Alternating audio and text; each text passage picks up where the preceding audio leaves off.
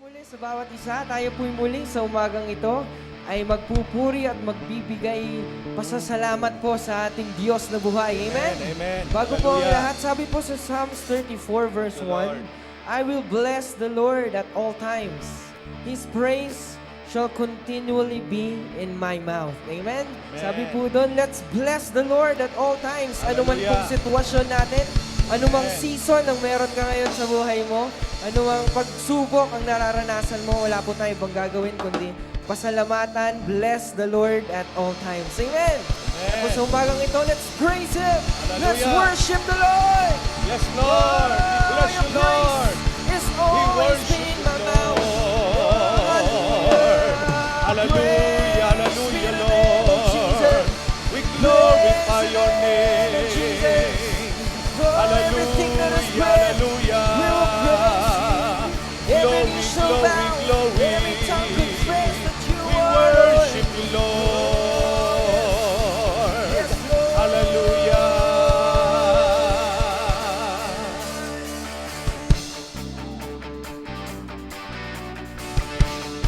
Come on, church, we will celebrate.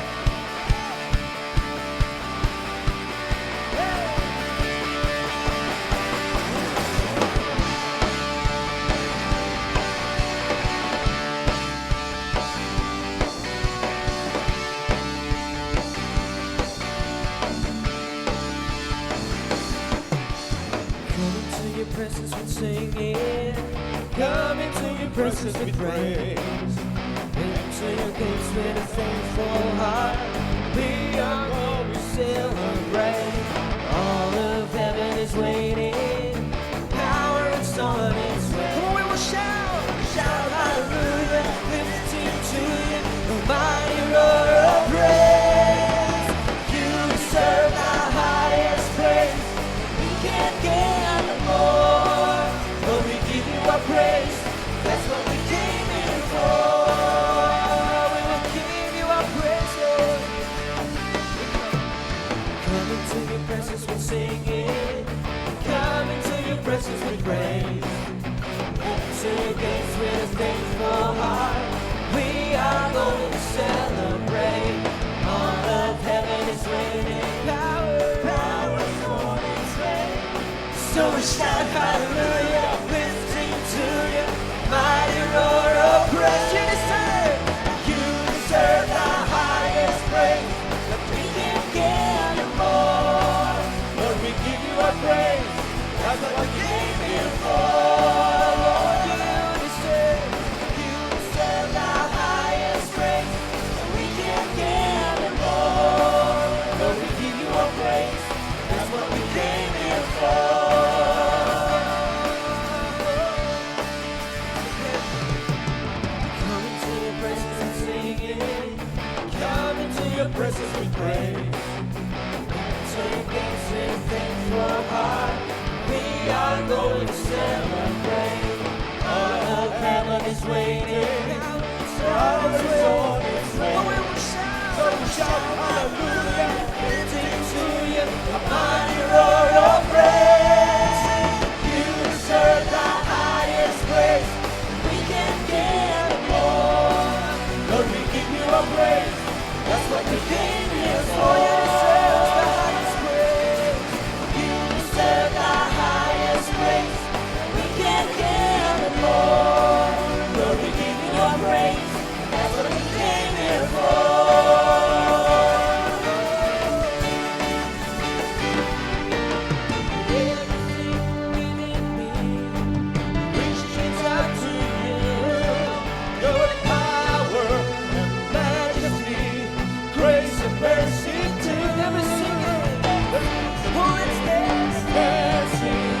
Hearts and voices raise. You have set your people free. Now the houses will be praised. Everything within me reaches out to you. Your power, just and majesty, grace and mercy do. Hearts and voices raise. Set your people free, and the houses will be praised.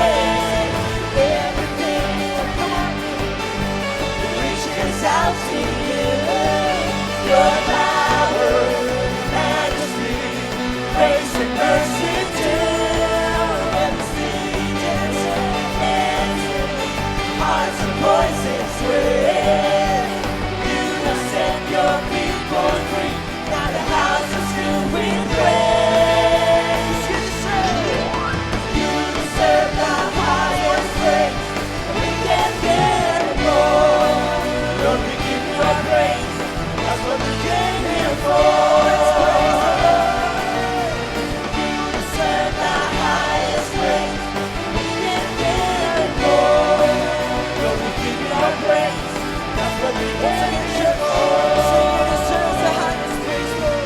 You deserve the highest praise. Give them Lord. For the people I praise, that's what we linger for.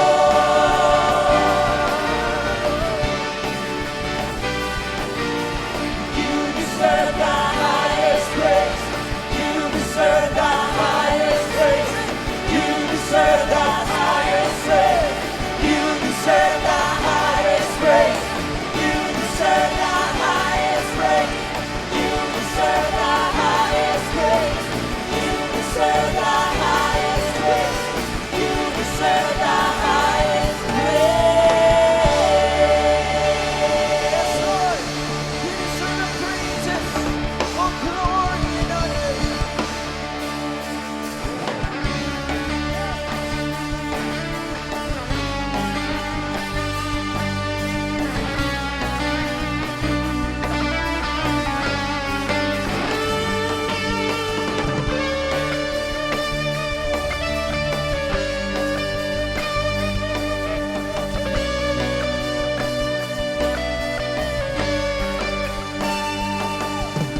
Praise Him in the sanctuary, praise Him in the mighty heaven, praise Him. The whole world praise Him. And we will praise Him in His awesome power, praise His great and holy name, praise Him. The whole world praise Him. From the rising of the sun, let His praise be heard. From the east to the west, and the north to south, let everything that has breath praise the Lord forever. Let everything in my soul praise the Lord.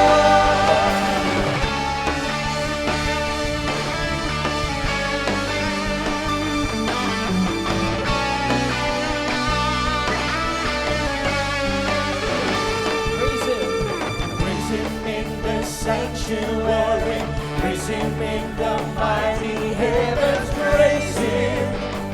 The whole world praise Him. Praise Him in His awesome power, praise His great and holy name, praise Him. The whole world praise Him. From the rising of the sun, from the rising of the sun, let His praise be heard.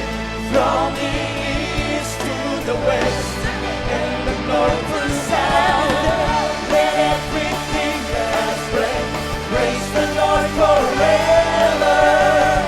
Let everything in my soul praise the Lord. Let everything that has breath praise the Lord forever. Let everything in my soul praise the Lord. Let everything that has breath praise the Lord forever. Let everything in my soul praise the Lord. Hallelujah. Yes, Lord. We praise your name.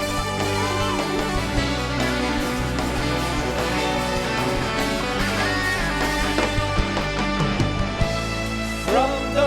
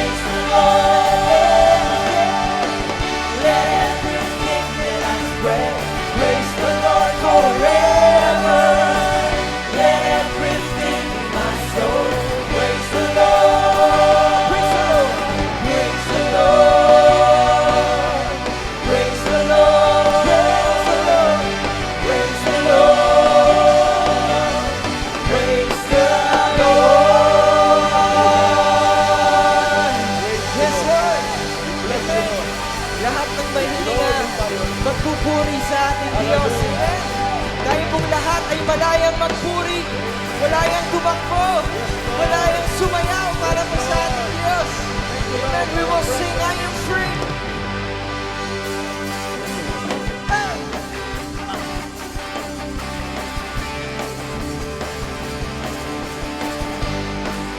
Come on, church. Tayo po'y tatakbo para sa ating Diyos. Tayo sasayaw.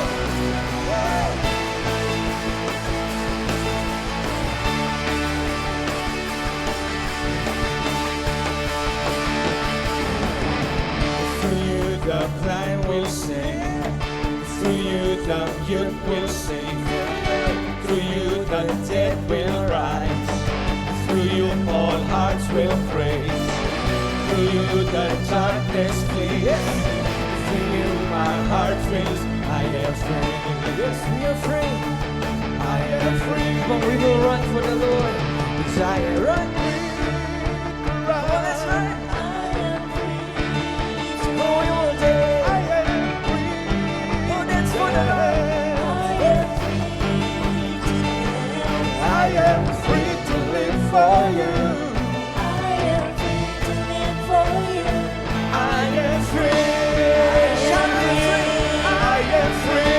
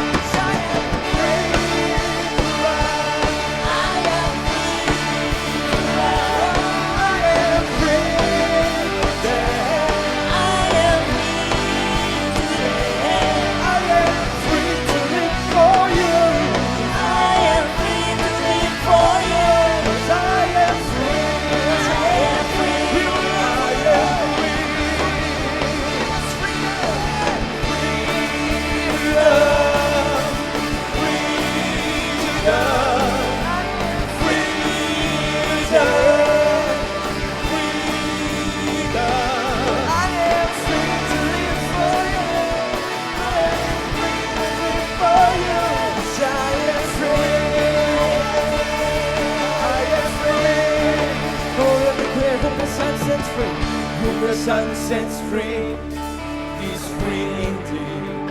Yes, Lord. When the sun sets free, The sun sets free, it's free indeed. is free Oh, indeed. let's declare. Whom the sun sets free, is free indeed. The sun sets free. Whom the sun sets free, is free indeed. 'Cause I am free to run. I am free to dance. I am free to dance. I am free to live for you. I am free to live for you. 'Cause I am free. Freedom. You will sing freedom.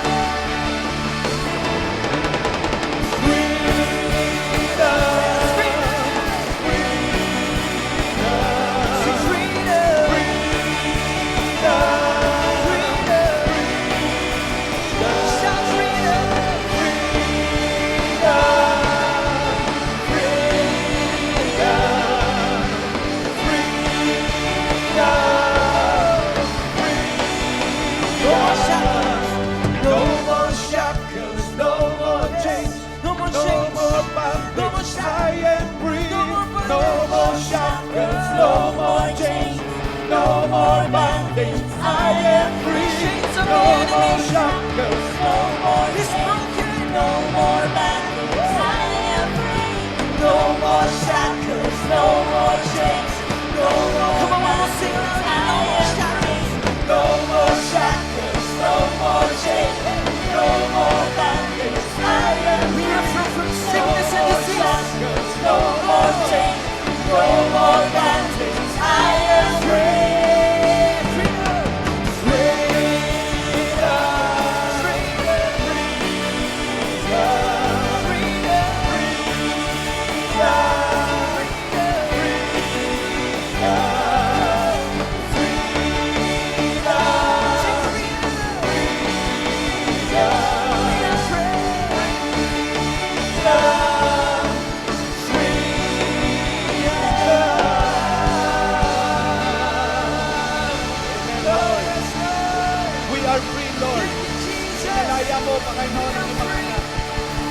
For the freedom. Thank you, Lord, for the deliverance. We are free, Lord. We are free, Lord. Hallelujah. Thank you, Lord. We worship you. We honor you. We adore you. For filling Thank us you, Lord, this for your morning. presence. For Hallelujah. moving in this place. For moving in our midst. In our house, Lord. Thank you, God. Thank you, Lord.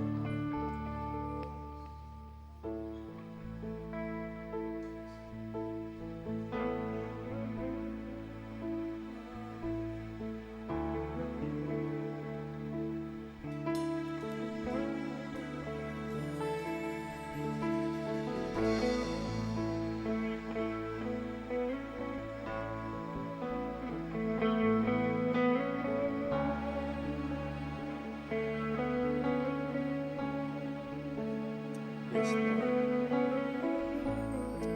Yes, Holy Spirit, we welcome you in this place. Yes, Lord. Yes, the Holy Spirit is in our midst. Let's feel His presence. There's nothing worth more that will ever come close. Nothing can compare. You're our living hope. Your presence, Lord.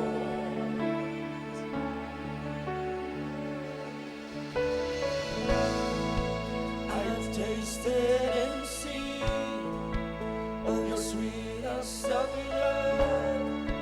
When my heart becomes free and my shame is undone. Your presence, Lord.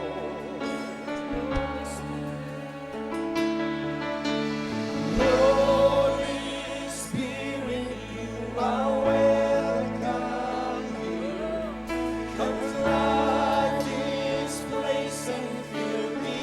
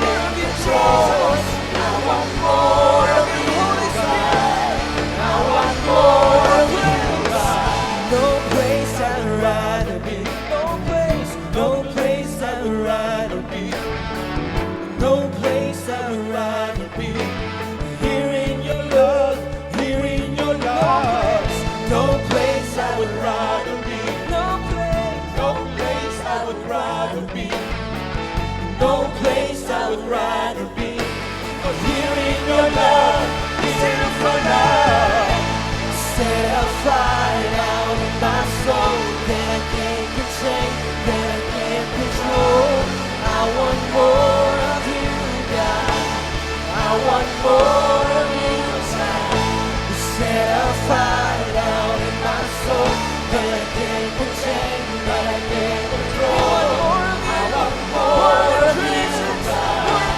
I want more of you, God. I want more, I want more. Desire for more, desire for more. I want more of you. Put it out. I want more, I want more. I want more, I want more. I want more of you. Put it out.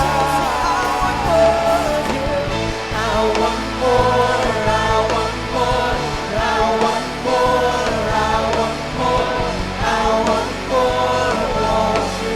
Put it out. Set a fire. Set a fire down in my soul. I can't control. I want more of you, God. I want more of you, God. Set a fire down in my soul. I can't control. I want more of you, God. I want more of you, Lord. I want more of you, God. Down in my soul that I can't control, that I can't control.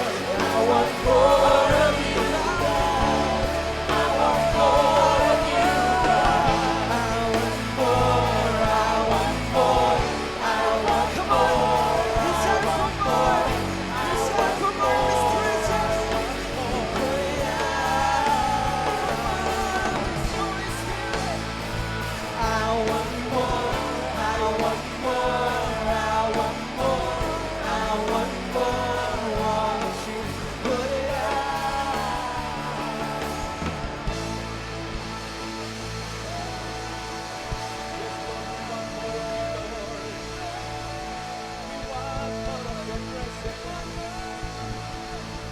We want more of your presence, Lord. We want more of your presence. We are hungry and thirsty for your presence, Lord. Hallelujah, hallelujah. Yes, Lord. Hallelujah.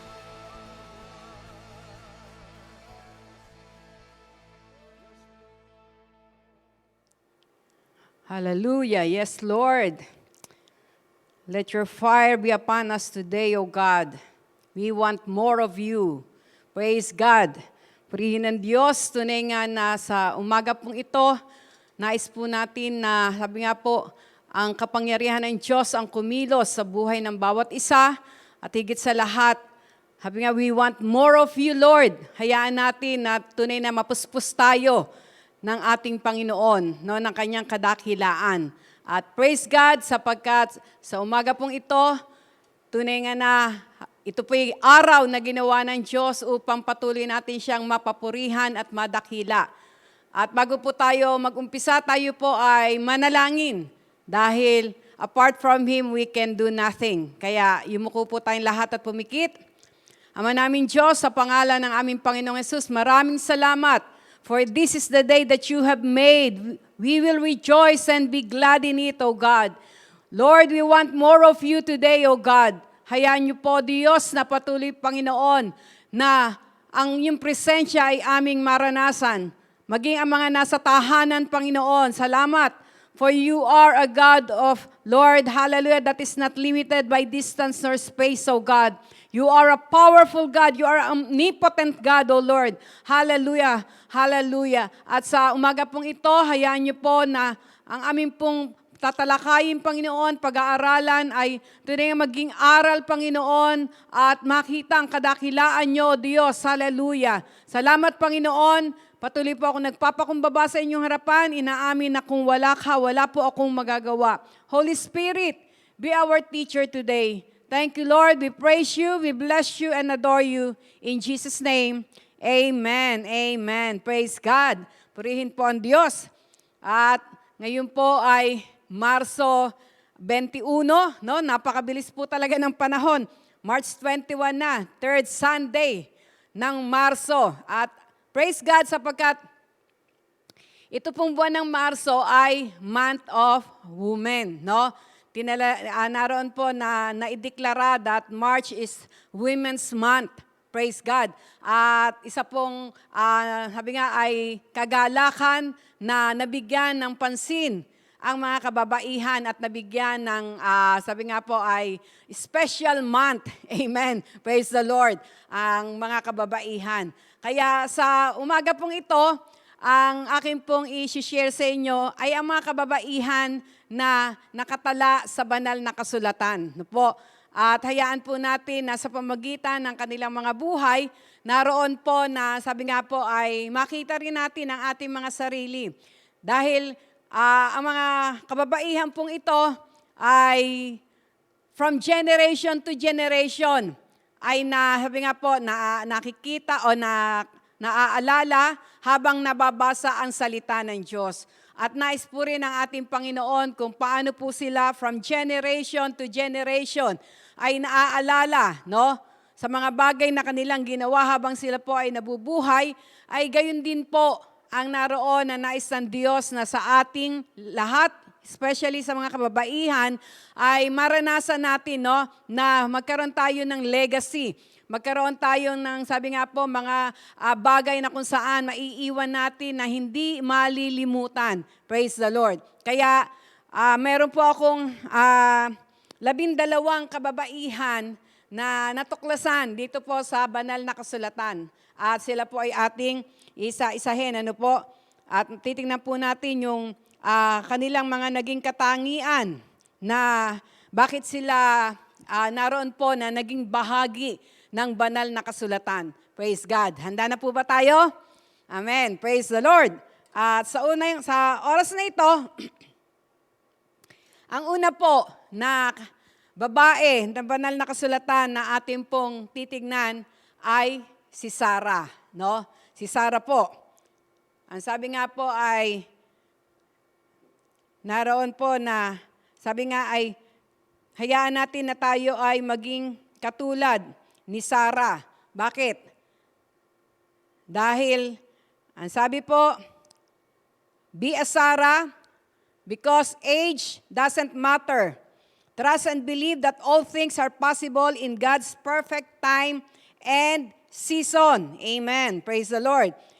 Na sabi nga po ay, si Sarah po, makikita rin po natin sa aklat ng Hebrews 11:11, na natukoy po dito, no, ang kanyang pangalan.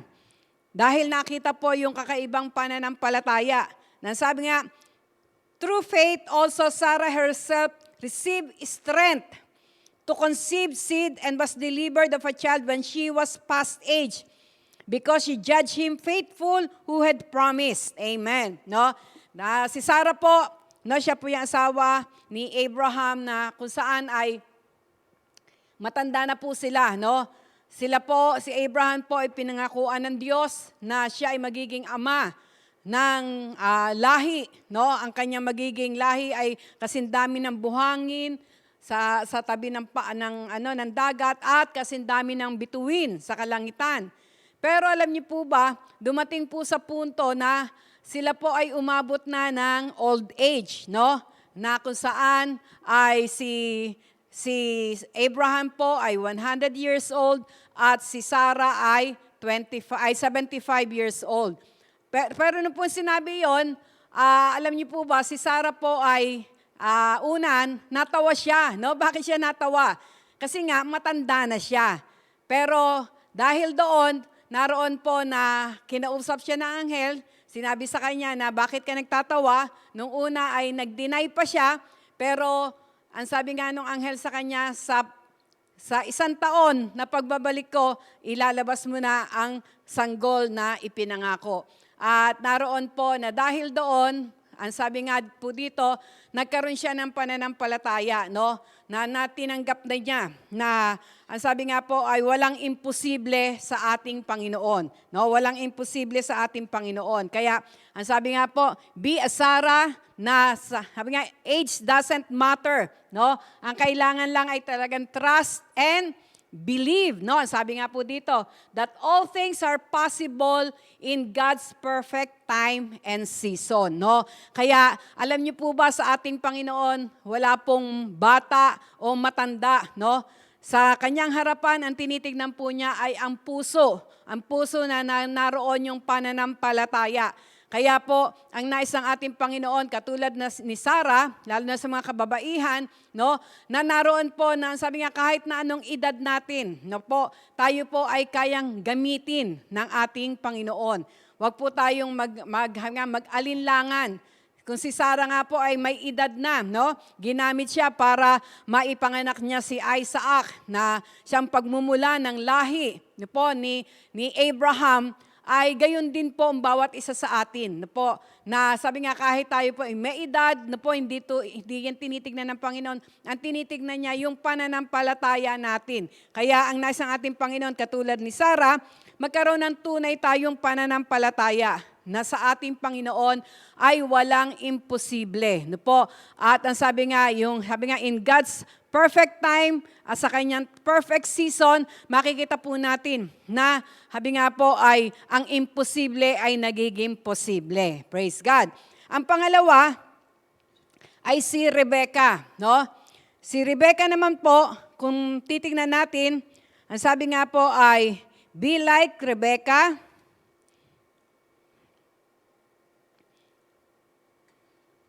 Sabi nga, be like Rebecca, never forget that true beauty lies within. Draw all your loved ones closer to God through your Christ-like character. Yan. Makikita po natin na si Rebecca daw po, yung beauty that is within ang nakikita sa kanya, ang nakita sa kanya. No? Siya po naman yung napangasawa ni Isaac, no po, si Rebecca, na kung saan ay talagang nakita po sa kanya dahil inutusan po ni Abraham yung kanyang mga tao na ihanap na mapapangasawa yung kanyang anak na si Isaac, at makikita po natin na binigyan sila ng instruction na kapag may isang babae na ganyan, no, pinainom yung inyong mga yun na, no. At nung time pong yon, nagpunta na nga po yung mga tauhan ni Abraham doon sa lugar na kung saan ay naroon po si Rebecca, at makikita po natin, no, na sabi nga po, nakita sa kanya yung kabutihang loob, no po, nakita sa kanyang kabutihang loob na kahit na foreigner, parang kumbaga bago pa lang yung mga tauhan ni Abraham, pero yung sabi nga po pagtulong, no, tinulungan niya, pinainom niya, talagang naroon po na ginawa niya ng napakagandang bagay yung po mga tauhan ni Abraham, na nagbigay naman ng go signal doon sa mga tauhan niya na ito na yung babae, no? Ito na yung sinasabi ni Abraham na magiging asawa ng kanyang anak na si Rebecca. Kaya makikita po natin, ang sabi nga, we must be Rebecca that never forget that true beauty lies within, na talagang kailangan nakikita, no? Na sabi nga po, yung tunay na kagandahan na galing sa kaibuturan ng ating mga puso, no?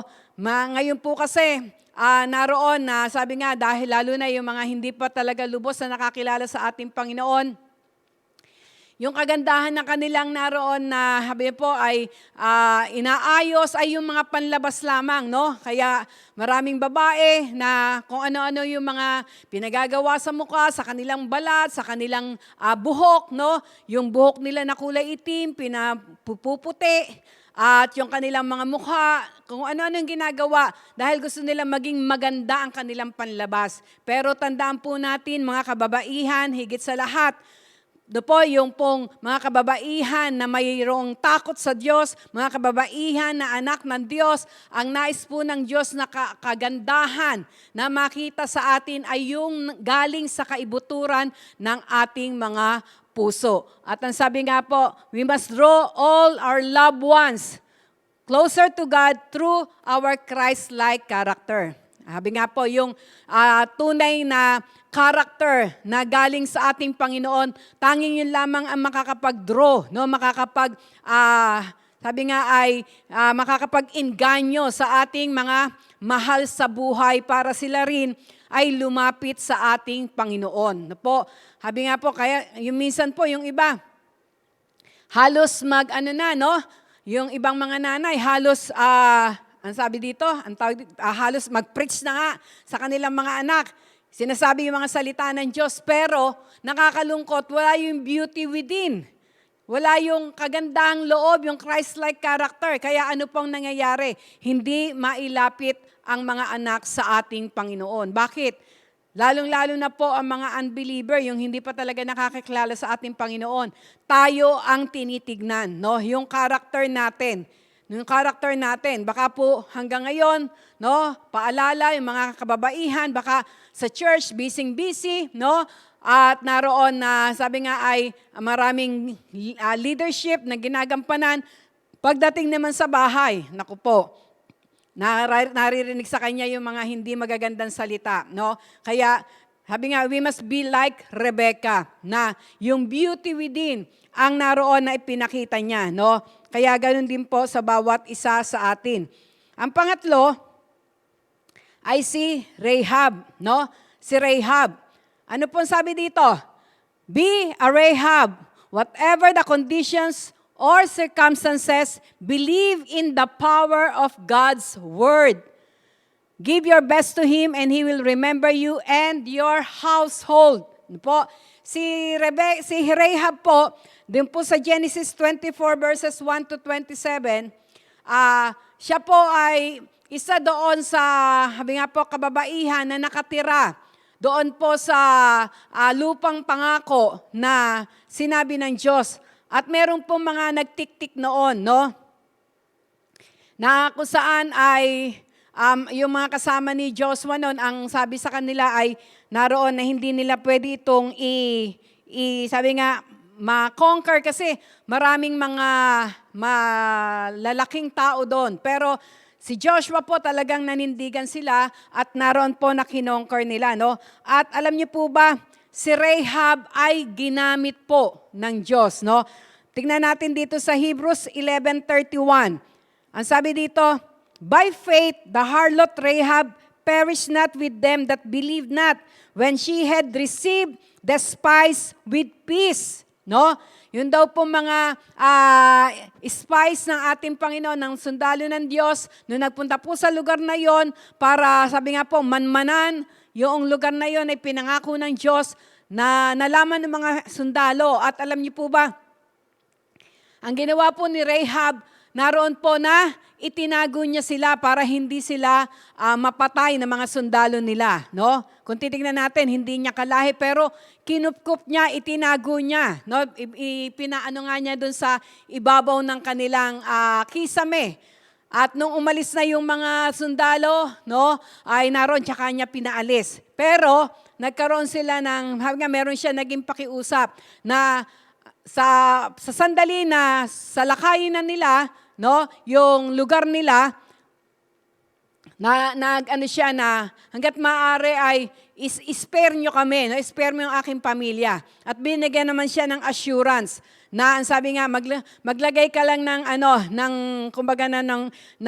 ribbon, no, ng red ribbon na sa iyong tahanan. Ibig sabihin, hindi ka pwedeng galawin ng aming mga sundalo. Kaya makikita po natin, ang sabi nga dito, when she had received the spies with peace, no,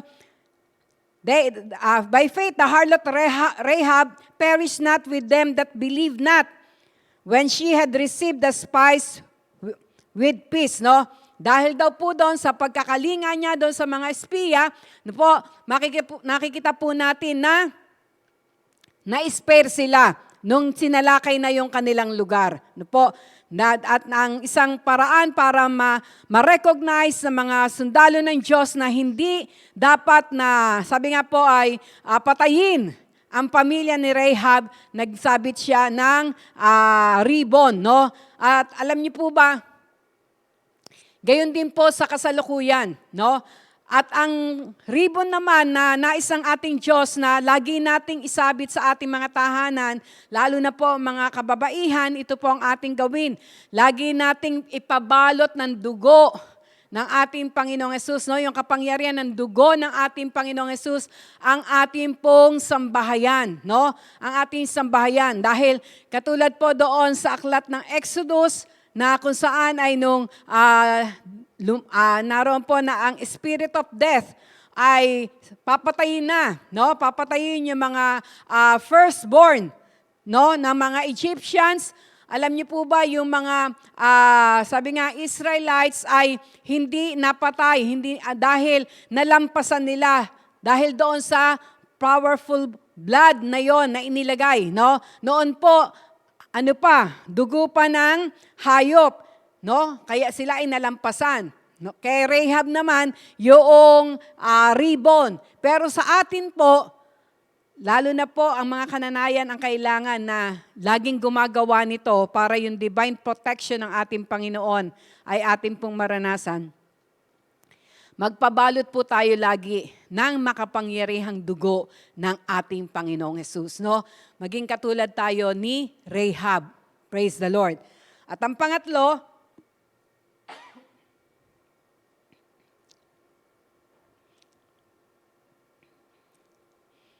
sa James 2, balik din tayo. No? Sa James chapter 2, makikita rin natin na, ang sabi nga, likewise also was not Rahab the harlot justified by works when she had received the messengers and had sent them out another way. No? Katulad po nung sinabi ko sa inyo kanina. Praise God.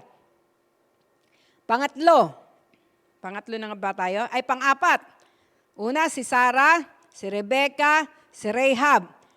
Ang pang-apat naman po ay si Ruth. No? Dito po ay meron pong aklat ng Ruth. No? Dito natin makikita. Dito po, ang sabi doon, be like Ruth. No? Be like Ruth. Ano yung sabi doon? Yan. Ang sabi, be like Ruth, loyal in all your relationships. Yan. Ito po yung kailangan. Marami pong kababaihan ngayon, hindi loyal sa relationship. No? Na sabi nga, pag may nakita lang mali sa asawa, maghahanap na ng iba. Pero maging katulad daw po tayo ni Ruth na ang sabi nga nun, loyal in all relationships, walk the extra mile and don't quit when things get tough. Someday you'll see why it was all worth the effort. No? Makikita po natin, kung babasahin po natin ang Book of Ruth, no? Ito po ay makikita natin na si Ruth po ay manugang ni Naomi. Si Naomi po ay mayroong mga anak na lalaki. At meron siyang dalawang manugang, no? Yung dalawa niya pong, yung dalawang anak niya na lalaki ay namatay na. Ang asawa ay si Ruth at yung isa ay, hindi ko na maalala yung isa. Pero nung pong namatay na yung mga anak ni Naomi, sinabihan niya si Ruth, no? Tsaka yung isa niyang manugang. Ang sabi sa kanila ni Naomi, total, namatay na yung mga asawa nyo. Pwede na kayong bumalik, no? Pwede na kayong bumalik doon sa inyong mga pamilya, no? Sa inyong lahi. Pinalalaya ko na kayo dahil wala na rin lang ang inyong mga asawa. No po? Pero alam niyo po, yung pong isang manugang, bumalik doon sa kanilang lahi. Pero ito pong si Ruth hindi, no? Hindi po umalis si Ruth sa tabi ni Naomi, hindi niya pinabayaan ang kanyang biyenang babae, no? At ang makikita natin dito, no, sa Ruth 1 sa verse 16. Basahin natin sa verse 16. Magsimula tayo sa verse 16. Ang sabi niya dito, ayan. Entreat me not, and Ruth said, no, nung pinababalik na siya, sinasabihan na siya ni Naomi na umuwi na doon sa kanilang lahi. Ang sabi niya, entreat me not to leave thee, or to return from following after thee. For whither thou goest, I will go, and where thou lodgest will I lodge. Thy people shall be my people, and thy God my God. Ito po yung sinabi ni Ruth sa kanyang biyenan, na kung saan ay pinalalaya na siya, no? Ang sabi niya, huwag mong hayaan na ako ay lumayo sa iyo, no? Kung saan ka pupunta, doon din ako pupunta. ang iyong mga tao ay magiging tao ko at ang iyong Diyos ay magiging Diyos ko. Amen? Praise the Lord. Napaka-loyal niya, no? Hindi lamang doon sa kanyang asawa na namatay, kundi doon din sa kanyang biyenan, no? Minsan po nakakalungkot, marami pong mga kababaihan, hindi makasundo ang kanilang mga biyenan. No po? Alam niyo po, sabi nga po, kapag po naroon na tinanggap natin yung ating mga mapapangasawa, kailangan din po bukas yung puso natin para doon sa kanyang pamilya, sa kanyang magulang, sa kanyang mga kapatid. No po, na sabi nga po, para maging tamang example tayo. Lalo na yung mga kababaihan, no? Maging, sabi nga, katulad tayo ni Ruth na loyal sa relationship niya, no? Sa kanyang asawa, bagamat namatay na yung kanyang asawa, sa kanyang biyenan, no? Sa kanyang biyenan. Praise God. At ang susunod ay si Hannah, no? Si Hannah naman. Yan. Si Hannah, ang sabi dito, be a Hannah. Never cease to pray, it never be in vain. It will never be in vain. Ito naman pong kababaihan na ito na si Hannah ay, sabi nga po, grabe yung panalangin na kanyang ginawa. No? Ito po siya po ay matatagpuan sa 1 Samuel. No? Sa 1 Samuel 1 po. At makikita natin, no, siya po ay asawa ni Elkanah. No, si Elkanah po, siya ay baog, no? Hindi siya magkaanak. Kaya tinutuya siya, dalawa po kasi ang asawa ni Elkanah, yung isa tsaka si Hannah, no? Yung pong isang asawa niya, merong anak, pero si Hannah, wala po siyang anak. Kaya tinutuya siya ng isang asawa ni Elkanah. Pero ang talagang mahal na mahal po ni Elkanah ay itong si Hannah, no? At alam niyo po, si Hannah po ay hindi nagsawa sa panalangin. Hindi siya nagsawa sa panalangin at umiyak sa Diyos sa kanyang kalagayan. Kaya ang sabi niya nga dito sa 1 Samuel 1:11, ang sabi niya, and she vowed a vow and said, O Lord of hosts, if thou wilt indeed look on the affliction of thine handmaid, and remember me, and not forget thine handmaid, but will give unto thine handmaid a man-child, then I will give him unto the Lord all the days of his life, and there shall no razor come upon his head. No? Makikita po natin na si Hannah, nung siya po ay naroon na, sabi nga po, nananalangin ng matindi, no? Naroon po na nangako siya sa Diyos na kung ako po ay bibigyan nyo ng anak, siya po ay ipagagamit ko sa inyo. No? Ang batang ito na iririgalo ay ibibigay ko po sa inyo. Praise God. Kaya alam niyo po ba, ito pong verse na ito ang naroon na ginagamit kapag nagkakaroon ng child dedication. No? Naroon po na nais ng ating Panginoon, ma-realize natin, lalo na yung mga magulang, yung mga nakananayan, na ang mga anak na ibinibigay sa atin, inireregalo ng Diyos, dahil ang sabi nga sa Psalms 127, children are a gift from God. No? Ang mga regalo pong ito ay, sabi nga ay,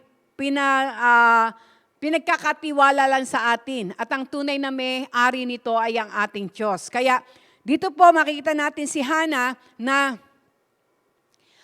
sabi nga, sa panalangin pa lang niya, sa paghingi pa lang niya, nangako na siya na ang kanyang anak ay ipagagamit sa ating Panginoon. No? At ang kanyang panalangin, hindi siya nanawa dahil alam niya na ang Diyos ay, sabi nga, ay tumutugon at ang sabi po dito, it will never be in vain. Kaya, nais ang ating Panginoon, lalo na ang mga kababaihan, huwag tayong manawa sa panalangin dahil hindi nawawala ng kabuluhan ang ating mga panalangin, lalo na sa ating mga anak. No? Kaya po, kung hindi nyo pa po nagagawa na i-dedicate, i-surrender ang inyong mga anak sa ating Panginoon, gawin po natin yon. Para po yung divine protection, yung divine favor, no? Yung pagsama ng Diyos ay maranasan ng ating mga anak. Po, kami po, sabi nga po, ako po personally, ang lagi kong sinasabi, Father God, yung mga anak na niregalo niyo sa amin, let your plan and will be done over their lives. No? Gamitin niyo po sila ayon sa pagkakatawag at pagkakapili niyo sa kanila. No po? Kaya yung mga kababaihan dito, sa mga tahanan, it's high time po na let's dedicate our children to our God. No po? Upang po ang tunay na plano at kalooban ng Diyos ay mangyari sa kanilang mga buhay. Praise God. At ang susunod naman po ay si Abigail, no? Yan, siguro po, medyo yung iba, ngayon lang narinig. May Abigail pala, no? Katulad ng isa natin dancer, pangalan niya Abigail, no? Siya po ay isang babae rin po ng Diyos, na kung saan, ang sabi nga, be an Abigail. Remember how each decision can turn your life around for good or bad. Kaya ang sabi doon, be wise. Makikita po natin dito no, na si Abigail po, siya ay gumawa ng isang desisyon. No? Siya ay gumawa ng isang desisyon sa 1 Samuel 25. Dito po natin siya makikita. Na kung saan ay yung kanya pong asawa, no? Yung kanya pong asawa merong ginawa na hindi maganda, pinagsabihan ng hindi magaganda yung mga sundalo ni David, no? At naroon po na sabi nga ay si Abigail po ay gumawa ng isang desisyon. Ang sabi nga, hindi niya hinayaan na sabi, don't let fear hold you back. Move forward in God's courage and wisdom. No? Sa 1 Samuel 25:18, ito po yung ginawa ni Abigail. Then Abigail made haste and took 200 loaves and 2 bottles of wine and 5 sheep, ready dressed, and 5 measures of parched corn, and 100 clusters of raisins, and 200 cakes of figs, and laid them on asses. No? Nung malaman niya, nung malaman ni Abigail yung ginawa ng kanyang asawa na si Nabal, no? Sa pag-aalipusta sa, sabi nga po, kila David, sa mga sundalo ni David, gumawa po ng desisyon si Abigail, no? At naroon po na hindi siya natakot, no? Hindi siya natakot. Dahil alam niya na, sabi nga ay, si David ay isa sa talagang hinirang ng Diyos, no? Kaya siya na nga mismo ang gumawa ng kaparaanan. Anong ginawa niya? Sa 1 Samuel 25:23-24, makikita natin. And when Abigail saw David, she hasted and lighted off the ass and fell before David on her face. No? Nagpakumbaba siya sa harap ni David and bowed herself to the ground and fell at his feet and said, upon me, my Lord, upon me, let this iniquity be, and let thine handmaid, I pray thee, speak in thine audience, and hear the words of thine handmaid. No? Naroon daw po na, sabi nga, he humbled, no, be humble and kind, and seek peace with those around you. No, si Abigail ang gumawa ng paraan, no? Doon sa pagkakamali ng kanyang asawa. Sa pagkakamali po ng kanyang asawa, siya yung nagpakumbaba. Siya yung lumapit doon sa, habi nga po ay naroon na ginawa ng hindi, sinabihan ng hindi maganda ng kanyang asawa. No, siya yung nagpakumbaba, no? Marami po minsan kaya lalong napapatrouble, no? Kaya minsan lalong nagiging trouble, no po. Halimbawa, yung asawa merong naka-encounter, ang nangyayari, nakikisama pa yung asawa, no? Na kung saan, imbis na pigilan, imbis na naroon na ilayo yung kanyang asawa, naroon na, sabi nga ay kinakampihan pa, no? Sabi nga po, we can never, sabi nga, don't overcome evil by evil, but we must overcome evil by good. Kaya katulad po ni Abigail, no, imbis na naroon po na sabi nga ay ayunan niya yung kanyang asawa, alam niya ng mali. Kaya ang ginawa niya, yung pagkakamali ng kanyang asawa, itinuwid niya. Siya ang gumawa ng hakbang, no? Siya yung nagpunta kay David para humingi ng dispensa, no? Para humingi ng tawad. Parang inako niya yung kasalanan na ginawa ng kanyang asawa. No po? Kaya makikita po natin, no? Dito po sa 28 to 29, 1 Samuel 28 to 29, ang sabi niya dito, I pray thee, ito, nakiusap na siya, forgive the trespass of thine handmaid, for the Lord will certainly make my Lord a sure house, because my Lord fighteth the battles of the Lord, no? And evil had not been found in thee all thy days. Yet a man is risen to pursue thee and seek thy soul. But the soul of my Lord shall be bound in the bundle of life with the Lord thy God. And the souls of thine enemies, them shall be sling out as out of the middle of a sling. No?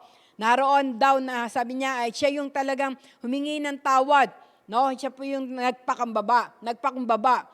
Ang sabi nga, our word and action are powerful. Tayo daw po ay naroon na, ang sabi nga ay,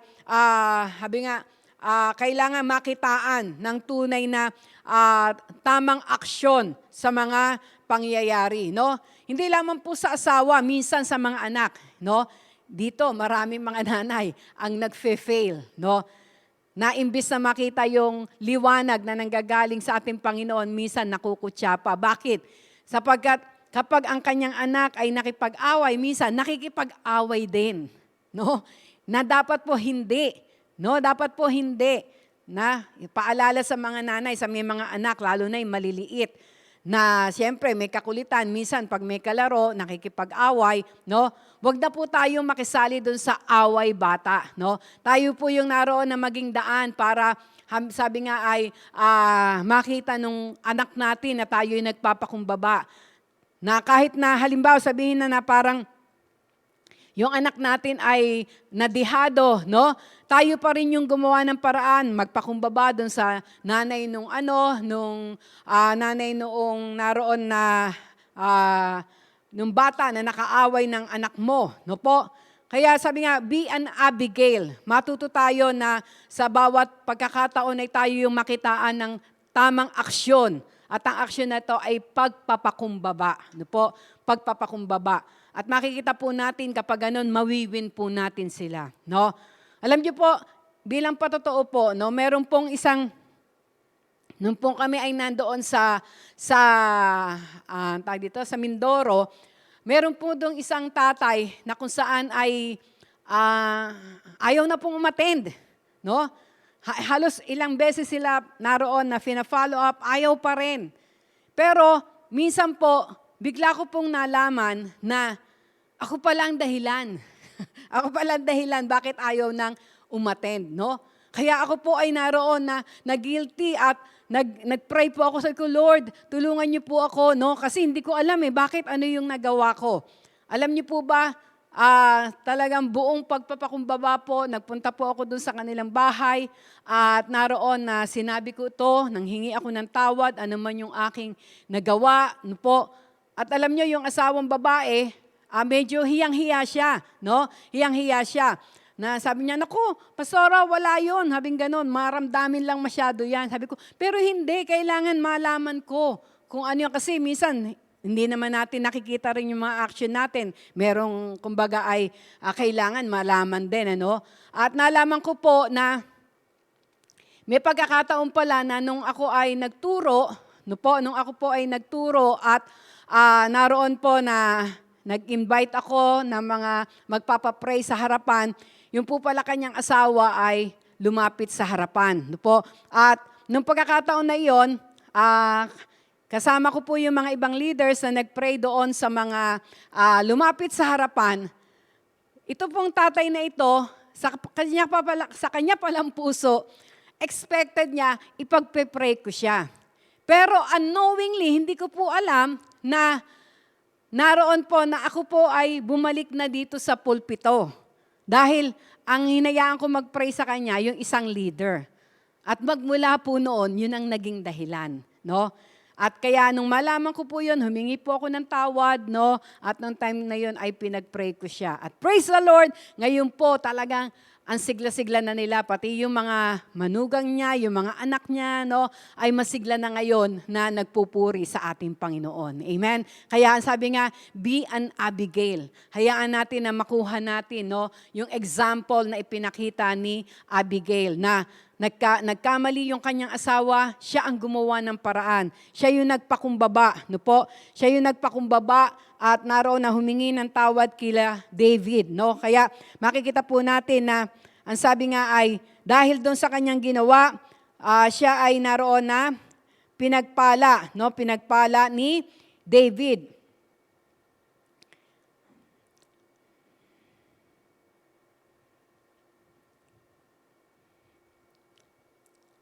Ang sabi nga po dito, a true warrior is loyal and faithful, thinking of others before themselves, no? Kaya katulad po ni Abigail, no, hindi na niya inisip yung sabi nga po ay naroon yung kanyang sarili, no? Ang inisip niya ay naroon na masalba yung kanyang asawa, kaya siya na mismo ang siyang nagpakumbaba. At ang sabi nga po dito, no, sa 1 Samuel 25:30-31. And it shall come to pass when the Lord shall have done to my Lord according to all the good that he had spoken concerning thee, and shall appointed thee ruler over Israel, no? Kasi alam po ni Abigail na talagang si David ang inanoint. That thee shall be no grief unto thee, nor offense the heart unto my Lord, either thou shalt have shed blood causeless, or that my Lord had avenged himself. But when the Lord shall have dealt well with my Lord, then remember thine handmaid. No? Kaya, yung time na yon, naroon na sinabi niya kay David na alam ko na ikaw ang pinili ng Diyos, no? At kung dumating man sa pagkakataon na nariyan ka na sa posisyon, wag niyo po akong kalilimutan. No? Wag niyo po akong kalilimutan. Ang sabi niya dito sa 30-31. Po. At dito sa 32-35, ang sabi naman dito, and David said to Abigail, Blessed be the Lord God of Israel, which sent thee this day to meet me. No? And blessed be thy advice, and blessed be thou which hast kept me this day from coming to shed blood. No? Dahil nga po doon sa ginawa ni Nabal sa kanila, talagang nagalit si David, no? Talagang handa siya na sila Nabal ay naroon na pagpapatayin kasama yung mga sundalo. Pero dahil doon sa ginawa ni Abigail na pagpapakumbaba, makikita po natin, no, na sabi nga po yung galit, no, yung galit na ni David para patayin sila Nabal, nawala po yun. Kaya ang sabi niya nga dito, na sabi niya, salamat sa advice mo, no? And blessed be thou which has kept me this day from coming to shed blood, na hindi siya nakapatay, hindi sila nakapatay, and from avenging myself with mine own hand. For in very deed, as the Lord God of Israel liveth, which had kept me back from hurting thee, except thou hast hasted and come to meet me, surely there had not been left unto Nabal by the morning light and any that pisseth against the wall. So David received of her hand that which she had brought him, and said unto her, Go up in peace of thine house. See, I have hearkened to thy voice, and have accepted thy person. Amen. No? Kaya makikita po natin na, sabi nga po, tinanggap ni David yung pagpapakumbaba, yung paghingi ng tawad ni Abigail doon sa ginawa ng kanyang asawa at ng kanyang mga kasamahan, no? At naroon na sa pamamagitan ng kanyang ginawa, nailigtas po, no, ang kanyang household. Praise the Lord. Kaya sabi nga po, naroon na, sabi nga, remember how each decision can turn your life around for good or bad. Kaya maging wise daw tayo, no? Maging wise tayo sa lahat ng ating ihahakbang, no? Sa lahat ng ating ihahakbang. Praise the Lord. At ang susunod naman na babae na makikita natin sa Biblia ay si Esther, no? Si Esther naman. Ito ay isang book din, ano? Yung Book of Esther. Makikita po natin that, ang sabi dito, si Esther daw ay bold and courageous to stand for the truth. No? To voice your opinion and fight for the good of others, even when it means to sacrifice yourself. If God has put you in a position, it is for a purpose. Amen. Never be afraid to heed to the inner voice. Praise the Lord. Ito daw po yung naisang ating Panginoon din, lalo na yung mga kababaihan. Praise the Lord. Na ang sabi nga po ay naroon daw po na meron pong purpose tayo sa lahat ng bagay. Katulad meron kang posisyon, no? Katulad nga po ni attorney na sa pagkakalagay sa kanya doon sa legal office, dito po sa ating City Hall, alam niya na meron siyang divine purpose, no? Meron siyang divine purpose. At praise the Lord, dahil hindi lang po yung legal office ang pinagkatiwala sa kanya, kundi pati ang housing, no? At alam niyo po ba, sabi niya bilang patotoo, merong word sa kanya ang Lord na ibabalik na yung mga land, no, yung mga land na naroon na hindi napapakinabangan, ito ay mapapakinabangan, ibabalik ito, no, gagamitin ito ng Diyos. At yun na nga po ang nangyayari ngayon. Marami na tayong mga kababayan dito po sa Bacoor ang nailipat nila kasi nakita nila,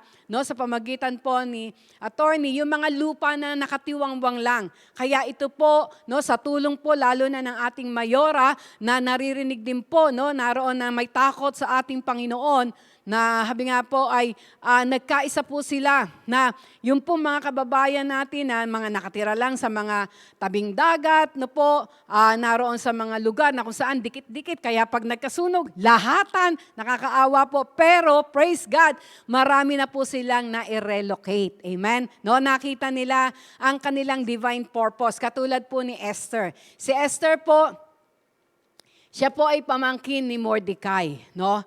Sila po ay Jews. Siya po ay pamangkin ni Mordecai. Ito pong yung hari po ay dati merong siyang reyna, no, si Vasti. Pero medyo nagmalaki po yung reynang ito, no? Pinatatawag nung hari, ayaw lumapit. Kaya nagalit po, no? Nagalit yung hari at natanggal sa pagka-reyna yung si Vasti. At dahil doon, nagkaroon ng search, no, nagkaroon ng search para magkaroon ng panibagong reyna, no?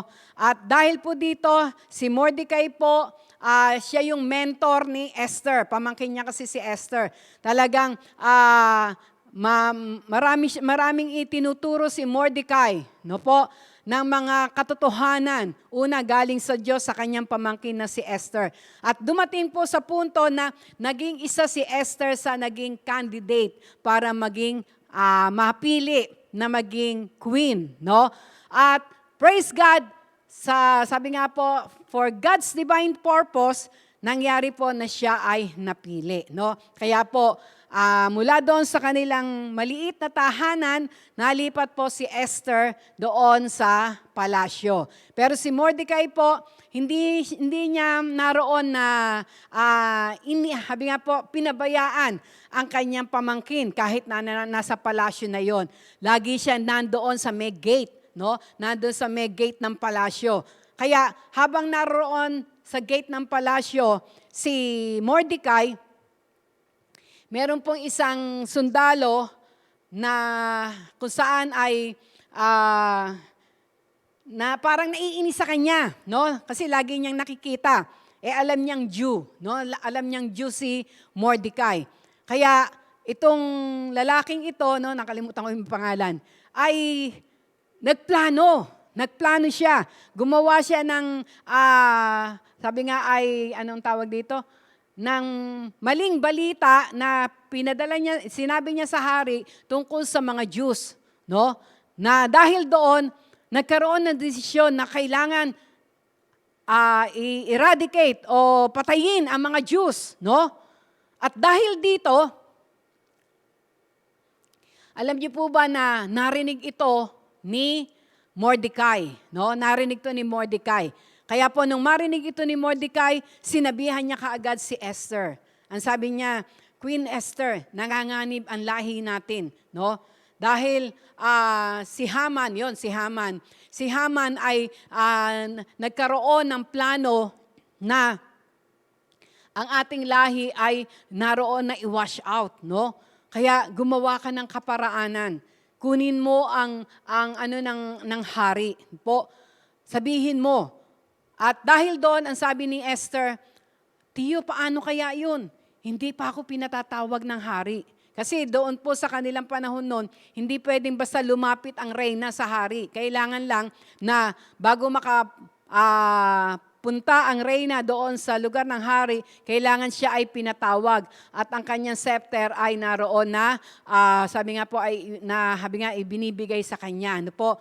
Kaya ang sabi niya, paano po kaya yun? Sabi niya doon sa kanyang mentor na si Mordecai. Hindi pa po ako pinatatawag ng hari. Paano ako makakalapit sa kanya? Paano ko i-defend? No? Paano ko i-defend ang ating mga kababayan? Pero ang sabi ni Mordecai sa kanya, kapag hindi ka umaksyon, mapapahamak ang ating lahi. No? At sa pagkakataon pong yon, nagkaroon po siya ng isang desisyon. No? Kaya ang sabi nga dito, be bold and courageous to stand for the truth, to voice your opinion and fight for the good of others, even when it means to sacrifice yourself. No? Kaya, nagkaroon po ng desisyon si Esther na sabi niya, kasi kapag po bigla siyang pumunta doon sa hari na hindi siya pinatatawag, pwede siyang mapatay. No? Pero nung time na yon, dahil alam niya na kailangan na ma-save ang kanyang lahi, no, yung mga Jews, gumawa po siya ng desisyon. Na sabi niya, sige po, samahan niyo ako, manalangin tayo, mag-ayuno tayo, pupunta ako sa hari kahit hindi pa ako pinatatawag. No? At naroon na sasabihin ko sa kanya yung balak na yon ni Haman. Po. At nung pagkakataon na yon, ang sabi niya nga, kumbaga sa salitang patay kung patay. Basta mahalaga, magawa niya. Yun dapat with courage. No? Kaya nung time pong yon na sinabihan ni Mordecai yung mga Jews, no? At sama-sama sila na nanalangin, nag-ayuno para sa kanilang kaligtasan. Si Esther po, inayos niya ang kanyang sarili, at siya po ay lakas loob na humarap sa hari. At praise God, no, dahil po sa pagkakaisa nila sa panalangin, sa pag-aayuno, yung pabor ng Diyos ay ibinigay niya kay Esther dahil ang hari po ay, sabi nga ay naintay sa kanya, binigay yung pabor, pinapasok siya, tinanggap siya. Praise the Lord. Kaya, makikita po natin, kung mababasa niyo po yung Book of Esther, no, makikita po natin na nalaman ng hari yung balak nila Haman. Nung time pong yon, no, gumawa na ng mga, anong tawag dito? Yung pwedeng ihang sila Mordecai, no? Pero nagkabaliktad po. No, nagkabaliktad. Nalaman ng hari yung masamang tangka nila Haman, ang nangyari, sila ang pinahang, no? Sila yung pinabigti at naligtas ang mga Jews, no? Kaya makikita po natin si Esther, courageous siya, no? Matapang siya. Na ang sabi nga kahit alam niya na sakripisyo, no? Hindi siya naroon na natakot dahil ang sabi nga dito, even when it means to sacrifice yourself, if God has put you in a position, it is for a purpose, no? Never be afraid to heed to the inner voice, no? Kaya wag daw po tayong matakot to stand for the truth, no? To stand for the truth. At dahil alam naman natin, ang sabi nga po, ang Diyos ang ating kakampi, no? He will always give us the favor. Kaya, katulad po ni Esther, kung kayo po ay nasa posisyon na kailangan nyo talagang panindigan ang katotohanan, wag po kayong matakot. No? Wag po tayong makiayon sa takbo ng mundong ito, kundi maging bago ang ayon ng ating pag-iisip para malaman natin ano ba yung kalooban, what is the purpose, what is the will of God. No po? Kaya, praise God, yun po yung buhay po ni Esther. No? At ang susunod po ay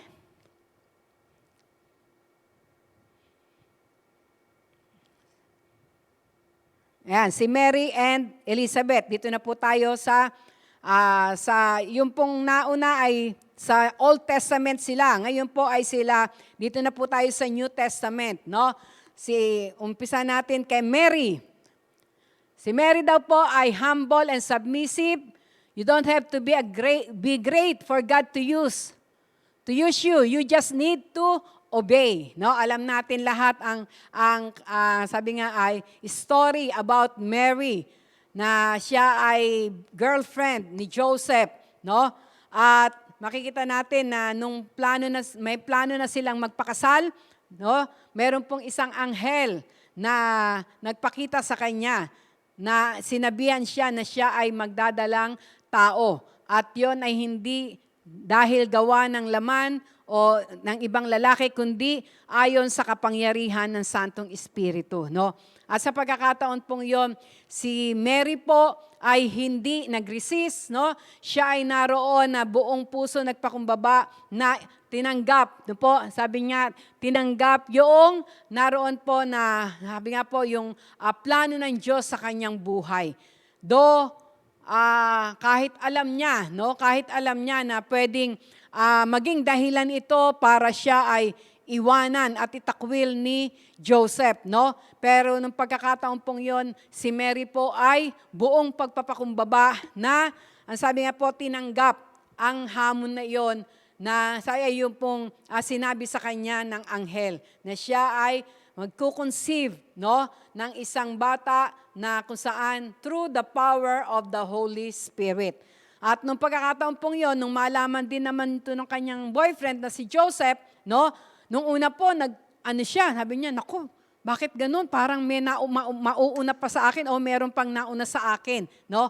Pero makikita po natin na may anghel din na nagsabi sa kanya na wag mong iwanan o itakwil si Mary dahil hindi naman siya nagkasala o hindi siya naroon na gumawa ng hindi maganda. Ito ay ayon sa kapangyarihan ng Santong Espiritu. Kaya po, sabi nga po, sila ay nagpatuloy doon sa plano nila na naroon na mag-isang dibdib at hanggang sa ang ating Panginoong Hesus nga po ay ipanganak ni Mary. No? Kaya makikita po natin na be like Mary, na ang sabi nga ay naroon yung kanyang pagpapakumbaba at pagtanggap doon sa nais ng Diyos na kanyang gampanan. No po? Kaya sabi nga, meron siyang sabi nga, blessed are thou among women. No? Ito yung sinabi sa kanya ni Elizabeth. Si Elizabeth naman, ayan, dito muna tayo, Mary. Humble and submissive, no? Talagang buong pagpapakumbaba niya na tinanggap yung kalooban ng Diyos. No? Kaya sabi nga, you don't have to be great for God to be used. No? Hindi kailangan na maging great ka. Kahit na ano yung ating posisyon, kahit na ano yung ating kalagayan, ang nais ng ating Panginoon, maging humble tayo at submissive. At gagamitin tayo ng ating Panginoon katulad ni Mary. No? Katulad ni Mary. Masasabi rin na, sabi nga, na blessed are you among women. No? Praise the Lord. At ang susunod ay si Elizabeth. Siya yung pinsan niya. No? Siya yung pinsan ni Mary. No? Na kung saan, itong si Elizabeth na sabi nga ay baog din, no? Baog din siya, ay naroon po na sabi nga ay kinausap din ng anghel, no? Kinausap ng anghel yung kanyang asawa nung nag-o-offer na magkakaanak sila at ang anak nila ay si John. Noon pong naroon na sabi nga ay ikatatlong buwan ng pagbubuntis ni Mary, si Elizabeth naman ika-6 na buwan. Pinasyalan niya si Mary, no? Wala akong tubig, naroon na, ang sabi nga ay, nung magkita sila, Elizabeth blessed Mary, no? Pinagpala niya si Mary, yun nga yung sinabi niya na, blessed are thou among women, no? Nung makita niya si Mary. At dahil doon, Mary, sabi nga, si Mary naman ay naroon na, sabi nga, it caused Mary to praise God, no? It caused Mary to praise God. Nung siya ay binless ni Elizabeth, si Mary naman, siya ay naroon na nagpasalamat, no? Nagpuri sa Diyos, no? Nagpuri sa Diyos. Kaya makikita natin to sa Luke 1 verses 46 to 55. Basahin natin. Ang sabi dito, Luke chapter 1 verses 46 to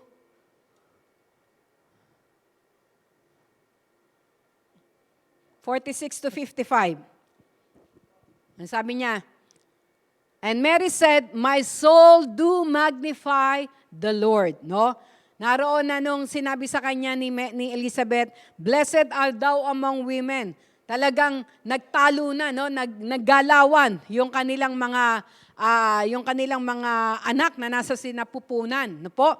Na sabi nga ay dahil magpinsan nga sila, no? Magpinsan si Mary at si Elizabeth, kaya si John at saka ang ating Panginoong Hesus parang lumalabas magpinsan din, no? Basahin natin 46, 47. Thank you. Luke chapter 1. Yan.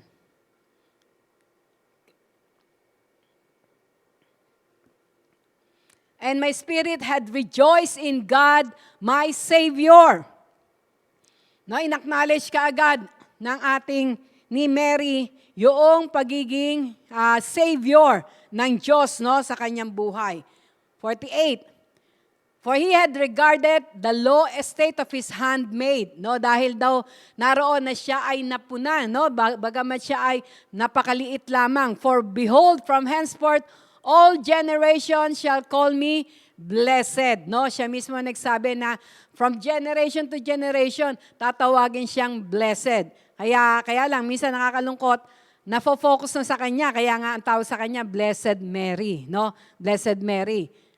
"For he that is mighty had done to me great things, and holy is his name." Si Mary, talagang yung kapangyarihan ng Panginoon, ang kanyang minamagnify. No? At sa 50, "And his mercy is on them that fear him from generation to generation." Praise God. Kaya makikita po natin si Elizabeth at saka si Mary, sila po ay yung mga vessel na ginamit ng Diyos, no? Upang si John the Baptist, no? Si John the Baptist po kasi ang naging papel niya naroon na prepare the way of the Lord, no? Siya yung naroon na sumisigaw sa ilang, na nagsabi na magsisi na kayo, no? No, ang sabi nga, repent, for the kingdom of God is at hand. Magsisi na kayo dahil ang kingdom ng Diyos ay malapit na, no? At siya yung anak ni Elizabeth. At si Mary naman, ang naging anak niya ay ang ating Panginoong Hesus na siyang tagapagligtas ng sangkatauhan. Praise the Lord. Kaya makikita natin dito sa katangian ni Mary at ni Elizabeth yung pagpapakumbaba, no? Yung talagang naroon yung puso nila na handang gawin, no? Never doubt what God can do, that He is God of many miracles, no? Talagang inangkin nila that our God is a miracle working God. Hindi sila nag-doubt doon, no? Kaya praise the Lord. Ang susunod ay si Magdalene, no? Bali 12 po to, pero patapos na tayo. Si Magdalene naman, no? Siya yung repentant prostitute, no? Siya yung naroon na, sabi nga ay, sa Luke 7:36-50. Ang sabi dito, "Be a Mary Magdalene, never let mistakes or judgment of other people stop you from experiencing the joy of God." No? Siya yung naroon na, ang sabi nga ay, nahuli sa akto ng pangangalunya, no? Na marami ay, di ba, inilapit siya sa Panginoon noong time na yon. At talagang inanuhan siya na yan yung naroon na nahuli namin sa akto ng pangangalunya. Ano yung dapat gawin dyan? Kasi ang sabi sa kasulatan, batuhin hanggang sa mamatay. Pero makikita po natin na ang sabi nga ay, yumuko lang ang ating Panginoong Hesus at ang sabi, sige, bumato yung walang kasalanan. No? At ang pagkakataon na yon ay naroon na nag-alisan ng lahat dahil na-realize nila lahat ay nagkasala. No, maaaring kasi sila yung mga sumisilip, no. Kaya nakita nila, no. At nung time na yon, naroon na naranasan ni Mary, ni Magdalene, yung kapatawaran na nanggagaling sa Panginoon. At dahil dito, makikita natin sa Luke chapter 8 verses 2 to 3, she traveled with Jesus and the disciples. No? Kaya magmula noon, anak, sumama na siya. Nung matanggap niya yung kapatawaran na nanggagaling sa Diyos, sumama na siya sa ating Panginoon, sa mga disciples. No? At sa Luke chapter 8 verses 1 to 3, she funded Jesus' ministry. No? Naging na siya, naroon na, sabi nga, nag-fund o sumuporta na sa gawain. Basahin natin. And it came to pass afterward that he went throughout every city and village, preaching and showing the glad tidings of the kingdom of God, and the 12 were with him. No, ito yung ating Panginoon.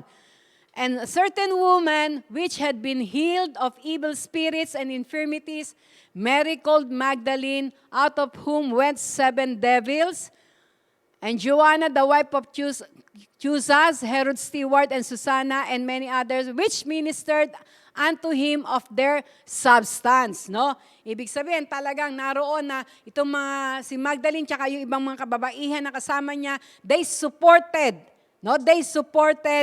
ang ministry, no?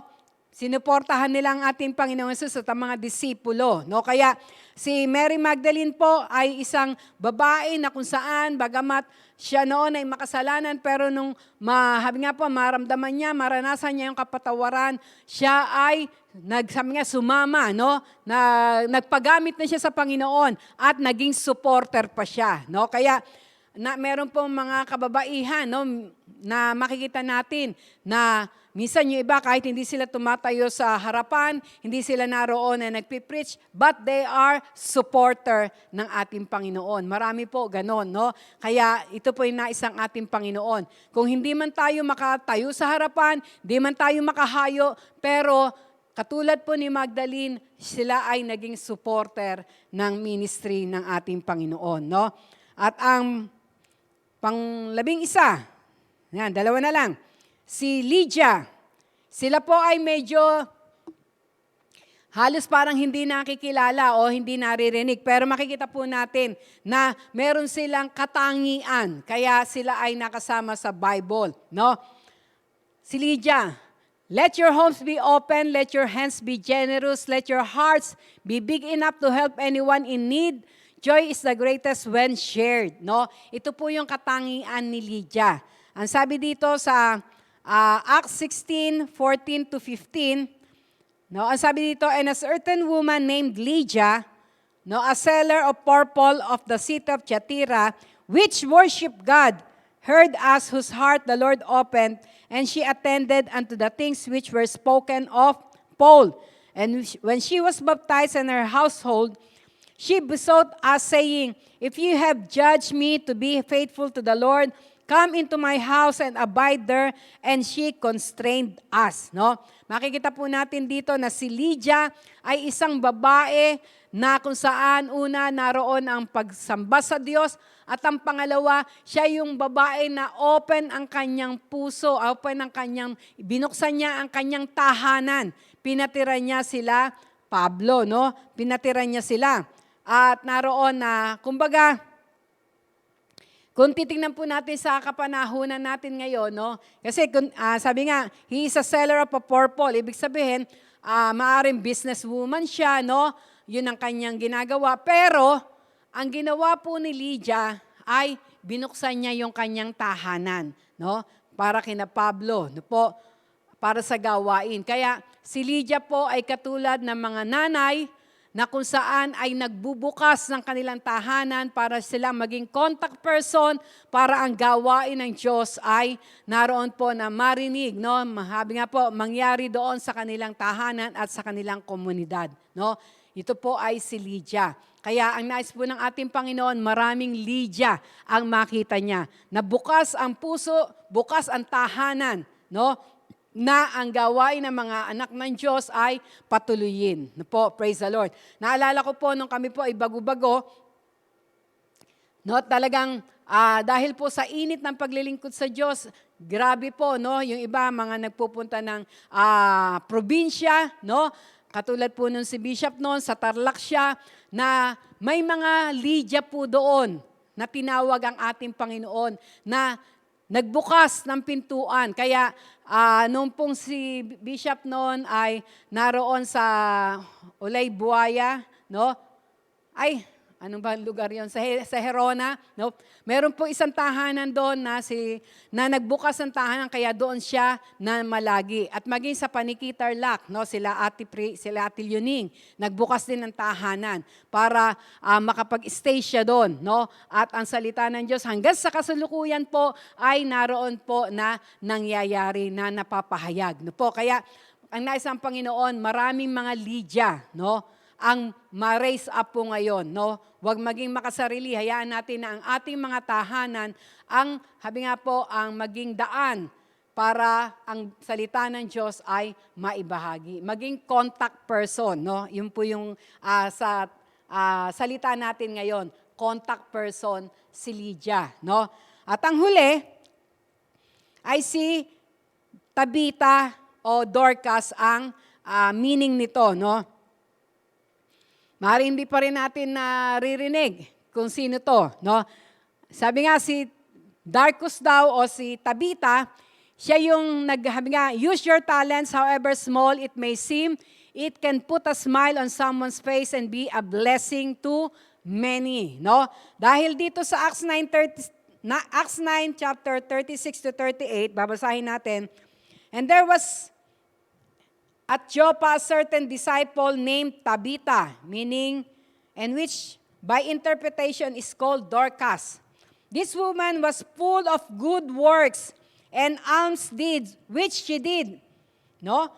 Ito daw pong si Dorcas o si Tabita ay isang kababaihan na full of good works. Talagang napakadami niyang ginawang mga kabutihan, no?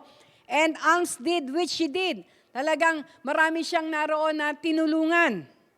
And it came to pass in those days, she was sick. Dumating daw sa punto na nagkasakit itong si Dorcas, no? And died, at namatay, no? Whom when they had washed, they laid her in an upper chamber. And for as much as Lydia was nigh to Joppa, and the disciples had heard that Peter was there, they sent unto him 2 men, desiring him that he would not delay to come to them. No?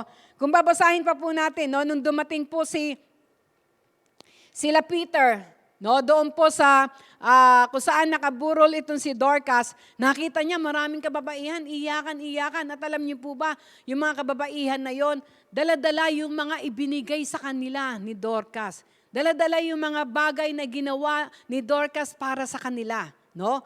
Kaya yung mga kababaihan na yon nandoon, iyakan sila ng iyakan. Pero kung patuloy po natin babasahin, makikita po natin na sa pamagitan po, no, ni Peter, si Dorcas po ay ay mula sa patay ay nabuhay, no? Nabuhay nung pinagpray nila Peter. Kaya lalong tuwang-tuwa, no? Lalong tuwang-tuwa yung mga kababaihan doon sa lugar nila dahil si Dorcas ay muling nabuhay, no? Kaya makikita po natin simpleng-simple, no? Simpleng-simple yung pagkaka-mention sa buhay ni Dorcas sa Book of Acts, pero sabi nga po ay napakaganda na hindi malilimutan nung kanyang mga kasamahan yung ginawang kabutihan, no? Kaya sa atin po na sabi nga huwag tayong magsasawa. Huwag tayong magsasawa na gumawa ng kabutihan, tumulong sa ating kapwa. Maging katulad tayo ni Dorcas, no po, na dahil doon sa kabutihan na yon, talagang napamahal siya. Napamahal siya doon sa kanyang mga kasamahan, no? Kaya makikita po natin ito yung mga halimbawa ng mga kababaihan na nasulat sa Biblia. Na kung titignan natin 2,000 years ago, no, naroon po na hanggang sa kasalukuyan, sila po ay naroon na nababanggit pa din. No? Minsan,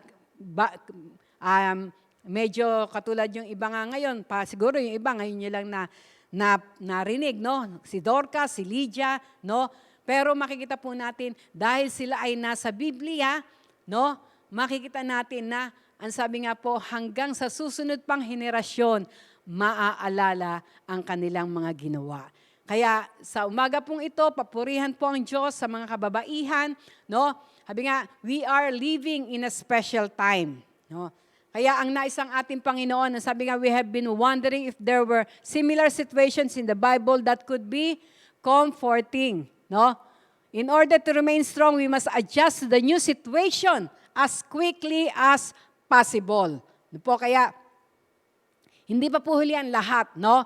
Hindi pa po huli ang lahat. Maaari po tayong naroon na maging katulad nitong mga kababaihan na ito na na-mention sa banal na kasulatan, no? Sa banal na kasulatan. Ang kailangan lang po ay talagang naroon yung pagtitiwala natin sa Diyos, no? Yung naroon po yung pananampalataya natin sa Kanya.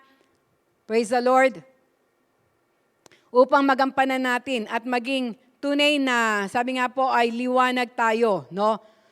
So the best thing we can do is to trust in God for everything. No po? Kaya purihin po ang Diyos sa mga kababaihan na ito na kung saan ay hinayaan ng Diyos na makasama sa Biblia upang maging halimbawa sila, no? Maging halimbawa sila ng napakaraming kababaihan at ang kaluwalhatian ay maibigay sa ating Panginoon, no? Kaya praise God, sa umaga pong ito, makikita po natin, sino ba tayo? No? Ano ba yung ating ginagampanan ngayon? Ano ba yung halimbawa? Tayo ba ay si Sarah? No? Tayo ba ay si Rebecca? No? Marami po, tingnan po natin. O si Dorcas, na kahit hindi gaano kakilala pero hindi nagsasawang tumulong. No? O si Lydia, na nagbubukas tayo ng tahanan. No po? Hayaan natin na maging desire ng ating mga puso, na maging isa man tayo doon sa halimbawa na ibinigay na sabi nga po dito po sa Biblia. Praise the Lord. Hindi po aksidente na sila po, ang pangalan nila ay nailagay dito po sa Biblia. Ito po ay nangyari for a divine purpose upang sila po ay naroon, lalo ng mga kababaihan, no, na makita natin na kahit nasa simpleng kaparaanan, the Lord can use us. No po? The Lord can use us. No? Kaya sabi nga, the best thing we can do is to trust in God for everything, for His purpose. No? Saan ka naroon ngayon? Ano yung kalagayan mo? Sa inyong opisina, no? Sa inyong tahanan, sa inyong community? Kailangan po, bilang lalo na po tayo mga kababaihan, malaman natin ano ba talaga ang layunin ng Diyos sa atin. At hayaan natin na ang liwanag na nanggagaling sa ating Panginoon ang ma-share natin sa mga nakapaligid sa atin. Higit sa lahat, sa ating pamilya. Amen? Praise God. Kaya sa umaga pong ito, papurihan ng Diyos sa mga kababaihan po, sa bawat isa, no po, tayo pong lahat ay tinawag ng ating Panginoon. No? We are called according to His divine purpose. Kaya ito po yung ating isik. Lord, what is your purpose? Ano po ba yung talagang layunin niyo sa aking buhay upang kayo ay maparangalan? Amen? Praise God. Kaya tayo pong lahat ay yumuko at manalangin. Ama namin Diyos, salamat sapagkat katulad po ng sinabi niyo, you have not chosen us. We have not chosen you, Lord. Sorry po. But you have chosen us. Hindi kami ang pumili sa inyo, kundi kayo ang pumili sa amin. Hindi niyo tinignan kung ano yung aming edad, hindi niyo tinignan kung ano yung aming kalalagayan, hindi niyo tinignan, Panginoon, ang aming mga sitwasyon sa buhay. Ang tinitignan niyo, Panginoon, ay aming mga puso na nais na sumunod sa inyong kalooban. Salamat sapagkat kahit saan kami naroon, Panginoon, alam ko po na meron kang layunin, may purpose ka. At bilang sa pagkakataon na ito, nabigyan ng espesyal na araw o buwan ang mga kababaihan, Father, I pray, let your women, O God, na pinili ay mag-arise, Panginoon. Makita, Panginoon, ang tunay na liwanag na nanggagaling sa inyo. Yes, Lord, patuloy po kami nagpapakumbaba sa inyong harapan. Inaamin na wala kaming magagawa kung wala ka sa aming mga buhay. Kaya po, sa sandaling ito, kung hindi pa po natin totohanan na isusuko ang ating mga buhay sa Kanya, this is the day of salvation. Tomorrow might be too late. Kaya tayo pong lahat ay lumapit sa Kanya na may pagpapakumbaba. Sumunod lang po kayo sa panalangin na ito. Sabihin po natin, Panginoong Jesus, marami pong salamat sa katotohanan ng inyong salita, sa pagpapahayag niyo sa amin ng mga katangian ng mga kababaihan na ito na tinawag at pinili niyo sa iba't ibang sitwasyon ng kanilang mga buhay. Sa pagkakataon pong ito, patawarin niyo po ako kung hindi ko nagagampanan ang plano niyo, ang layunin niyo sa aking buhay. Nagpapakumbaba po ako at nagpapasakop sa inyo. Turuan niyo po ako tulungan na makapamuhay ayon sa inyong banal na kalooban. Upang sa aking buhay, Panginoon, madakila at maitanghal ang inyong banal na pangalan. Marami pong salamat. Maghari po kayo sa aming buhay. Sa pangalan ni Jesus, ito ang aming dalangin. Amen. Ako na lang po mananalangin. Ama namin Diyos, salamat po sa pagkakataon na ito, sa mga nanay, Panginoon, sa mga kababaihan, Lord, na nasa kanilang mga tahanan. Father, I pray, Lord, mangusap po kayo sa bawat isa. Hayaan niyo po, Panginoon, na ang divine purpose niyo, Panginoon, ay magampanan namin, Lord, upang kayo ay maitaas at maluwalhati. Maraming po salamat. Pagpalain niyo po ang bawat isa, Panginoon, at hayaan niyo, Lord, hallelujah, na makahakbang kami ng ayon sa inyong patnubay, O God. Thank you, Lord. We honor you, we praise you, and we bless you. In Jesus' name, amen. Amen. Praise the Lord. Purihin po ang ating Panginoon at God bless us all.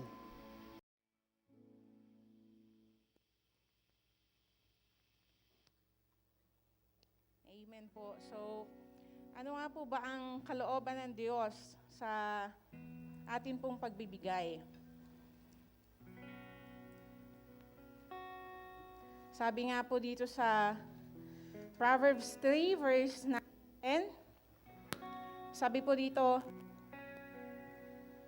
honor the Lord with your wealth and with the best part of everything your land produces. Then He will fill your barns with grain, and your vats will overflow with the finest wine. Sabi po doon, honor the Lord with our possession, with our wealth, with our substance. And sabi nga po sa Malakay 3:10, sabi po dito, bring all the tithes into the storehouse, so there will be enough food in my temple. If you do, says the Lord Almighty, I will open the windows of heaven to you. I will pour out the blessing so great you won't have enough room to take it in. Try it. Let me prove it to you. Your crops will be abundant, for I will guard them from the insects and disease. Your grapes will not shrivel before they are ripe, says the Lord Almighty. Then all nations will call you blessed, for your land will be such a delight, says the Lord Almighty. Sabi po dun sa una, yung binasa po natin sa Proverbs 3 verse 9 and 10, we have to honor the Lord with our wealth, with our possessions. Kung ano po yung mga natatanggap natin, we have to honor the Lord. And dun po sa Malakay naman, sabi po dun, bring ye all the tithes. Once that we honor God through what we have, ano po yung nare-receive natin? Ano po yung command sa atin ng Lord? We have to bring it to the storehouse. Bakit daw po kailangan dalhin sa storehouse? Sabi nga po, naalala ko po yung isang exhortation ni Pastor Walter, our God is a just God talaga po. Bakit? Kasi sa 12 tribes of Israel, lahat po ng 11, binigyan ni Lord ng right to work. Di ba po? Yung iba binigyan ng ability to do crafts, yung iba ability to create something na parang kumbaga out of the land, or yung iba po sa mga, in short, kumbaga parang sa loob po ng church, hindi naman po lahat tayo ay nagwo-work sa corporate, or yung hindi po tayo lahat full-time workers ng Panginoon. Ibig sabihin po dun sa isang tribe, which is the Levites, they are the one who was called by God to work inside the church. Kumbaga, to work inside the temple. Wala po silang, kumbaga, pinagkukuhanan ng, yun nga po, ng ibang, kumbaga, possessions, like, hindi po sila kumikita. But the Lord is just and faithful dahil hindi po ni Lord hinayaan na ma-left behind yung mga Levites. Kaya po ang sabi, we have to bring the tithes into the storehouse dahil ang 10% po na yon, the tithes belongs to God, and God gave those yung mga pinagkakaloob po natin for the Levites para po meron din silang kainin na hindi po sila mamatay sa gutom dahil nga po our God is a just God. And ano po sabi sa 2 Corinthians 9 verse 6 to 10, sabi po doon, di ba, God loves a cheerful giver. As we give unto the Lord, hindi po dahil, sabi nga, napipilitan tayo, hindi dahil, kumbaga sinabi, ni ganito, ni ganyan, but through our obedience to our God, through our love to Him, as yun nga po, dun sa command niya to give our tithes to Him, sabi po niya dun, di ba, basahin lang po natin sa 2 Corinthians 6 verse 9, 9 verse 6 to 10. Sabi po dito, remember this, a farmer who plants only a few seeds will get a small crop. But the one who plants generously will get a generous crop. You must each make up your own mind as to how much you should give. Don't give reluctantly or in response to pressure, for God loves the person who gives cheerfully. Ang tinutukoy po dito, hindi na po dito, labas na po dito yung tithes, kasi the tithes belongs to God. Kumbaga wala na po tayo dapat, question about that. But sabi nga po, yung tinutukoy po dito, as we give cheerfully, yung offering po natin sa Panginoon, how much we want to give to the Lord. Sabi nga po, parang katulad ng isang magsasaka, kung ano yung itinanim niya, yun din yung aanihin niya. Kumbaga, kung gaano karami or gaano kakonti, ganun po yung aanihin niya. And sabi po dito sa verse 8, and God will generously provide all you need, then you will always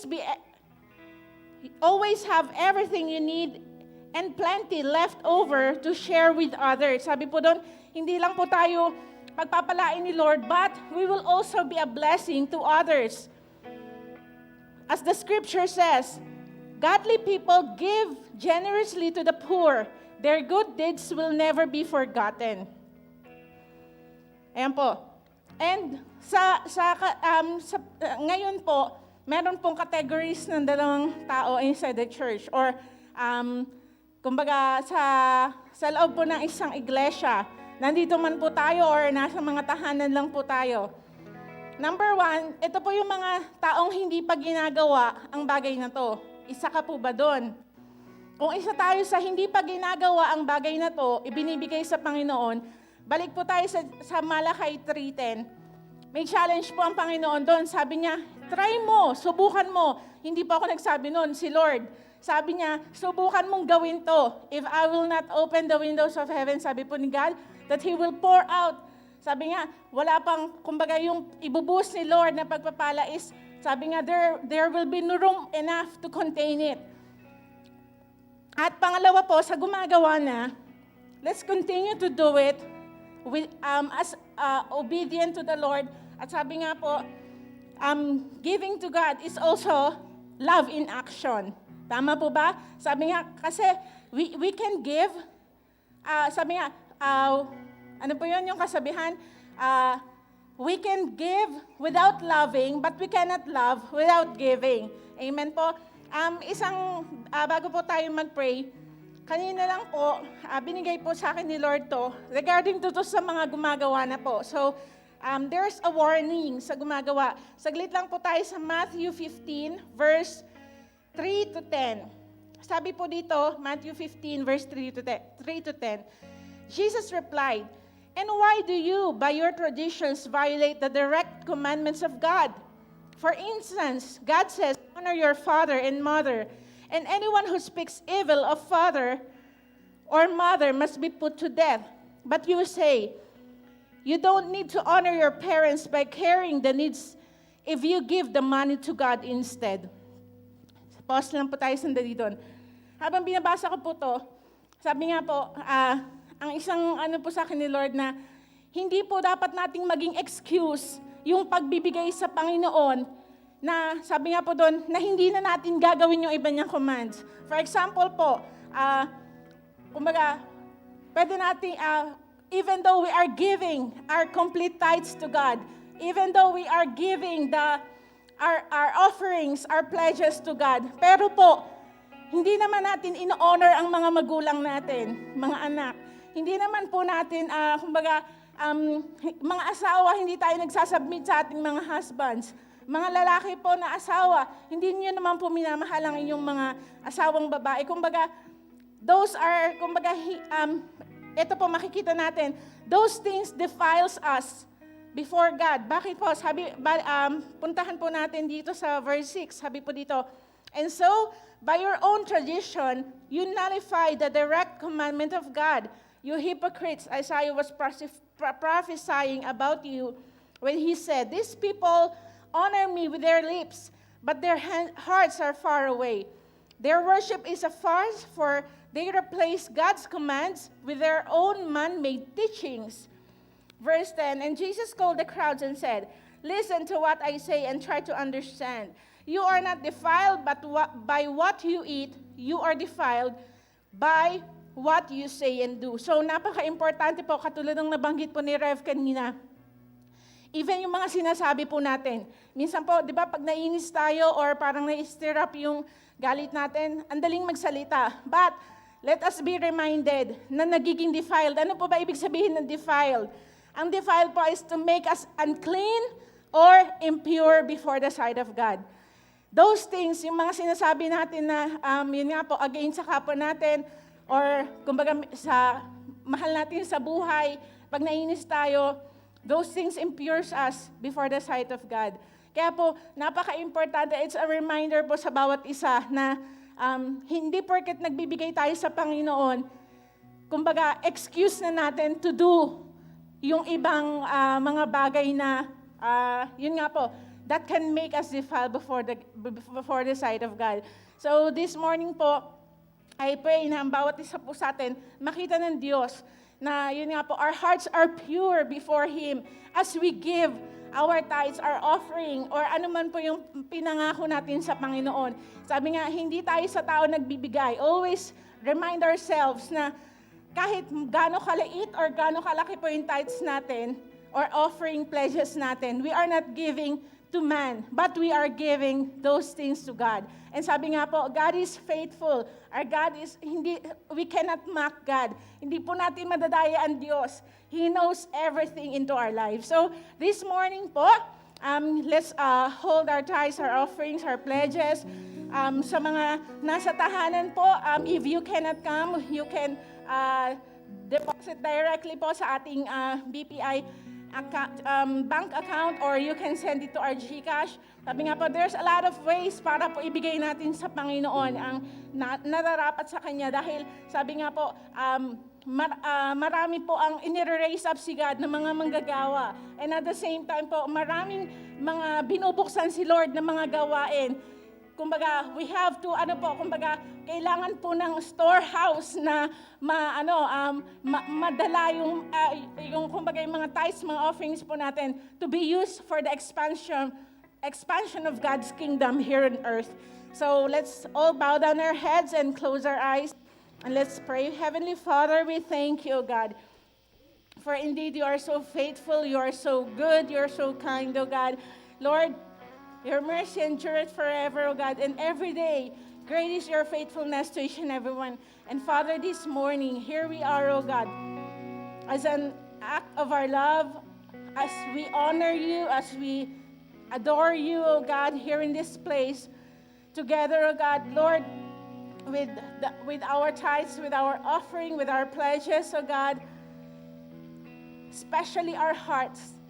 Father, may you find us pure before you, O God. Even, Lord, in our giving, Lord, sanctify each and every heart, so God. Sanctify each and every one of us, O God. And Lord, let all this, O God, monetary blessings, O God, Lord, that you may receive it, O God, as a sweet-smelling aroma, O God, before your throne. Father, thank you, O God, for each and every one of us, O God. You know each and every one, O God, who are faithfully giving unto you. It is you, O God, who knows every, O God, hidden things into our hearts, O God. Father, we thank you, O God, for we believe and to your promises, to your words, O God, that indeed that you are our God who will continuously supply all our needs according to your riches in glory through our Lord Christ Jesus. Father, thank you, O God, for all those faithful tithers and givers of yours, O God.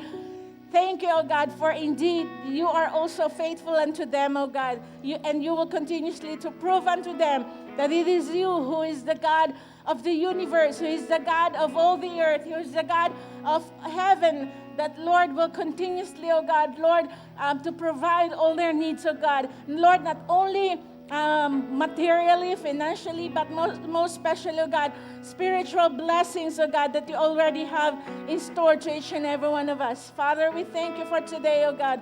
Lord, receive our tithes, receive our offering, receive our, oh God, yes, oh God, those pledges and that we will give unto you, oh God, this morning. Oh Father, we honor you, we bless you, we glorify you. These things we pray in Jesus' name. Amen and amen.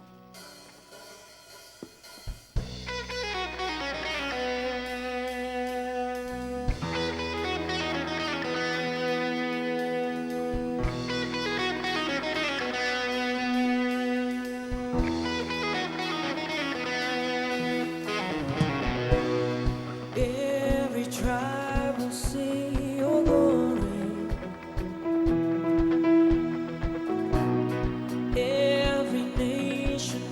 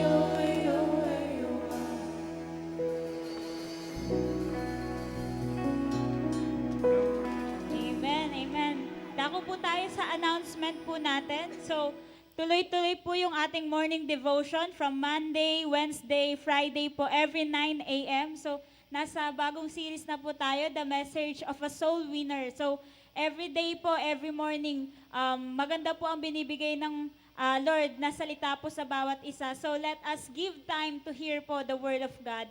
And sa gabi naman po, Monday, Thanksgiving Worship. Sa Wednesday naman po, midweek, and soaking po sa Friday, every 7 p.m. So let us soak naman po in the presence of our God. And ayun po, ang prayer naman po, sa fathers po, from Monday to Friday, 4 a.m. Monday to Friday naman po sa mothers, 5 a.m. Sa pastors po, 5 a.m. din po. And sa youth din po, I invite all the youth po to give time po for the Lord every 10 p.m. po. So, ayun po, tapos na po yung mga modules natin noon. So, let's pray to God. And ayun po, continue to follow po and share our live streaming. Ito po yung ating page, Jesus Be Lifted Up Church. And sa JBLU Church naman po sa YouTube channel po natin, meron po doon, sinesave po natin, pinopost po natin lahat ng services natin po doon. Pwede po nating i-view, pwede po tayo mag-comment, mag-share. I-share po natin sa mga kakilala po natin. Let us share the gospel po through live sa ating mga social medias po. So, yun lamang po. Amen. Sige po, inanihan ko po ang bawat isa. Tayo po yung muling tumayo. At muli po nating awitan ng ating Diyos na tunay nga na napakabuti ng ating Diyos. How great is our God. Napakadakila ng ating Panginoon. Amen. Kaya po muli tayo po yung umawit para po sa ating Diyos.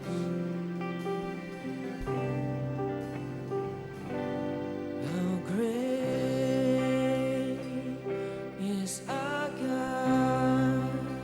Sing with me, how great is our God.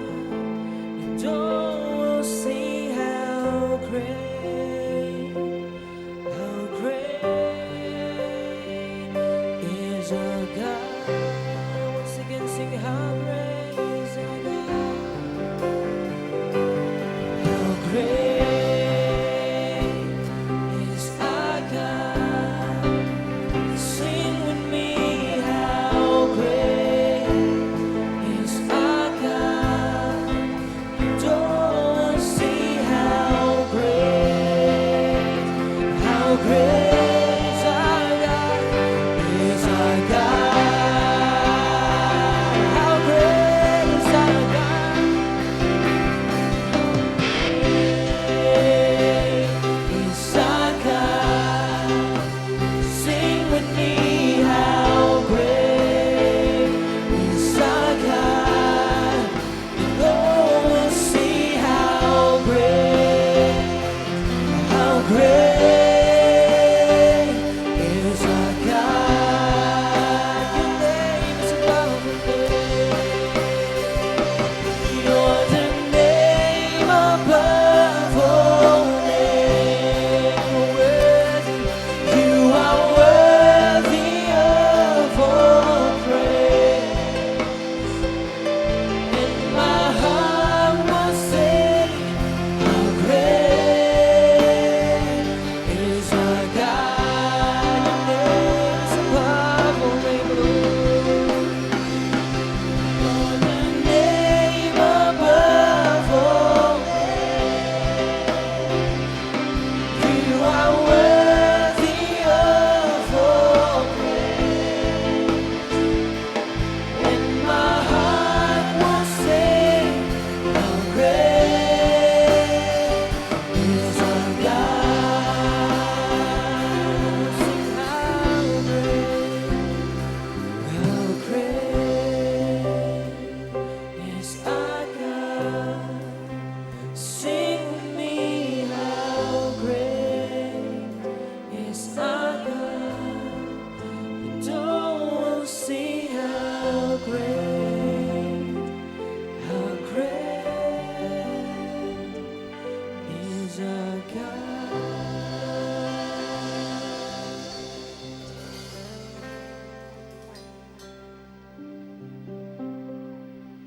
Hallelujah, O God. Hallelujah. Salamat, Panginoon. Salamat, O God. sa iyong mga salita, Panginoon, na iyong binigkas at itinuro, Panginoon, O God, sa amin sa araw na to, Panginoon, O God.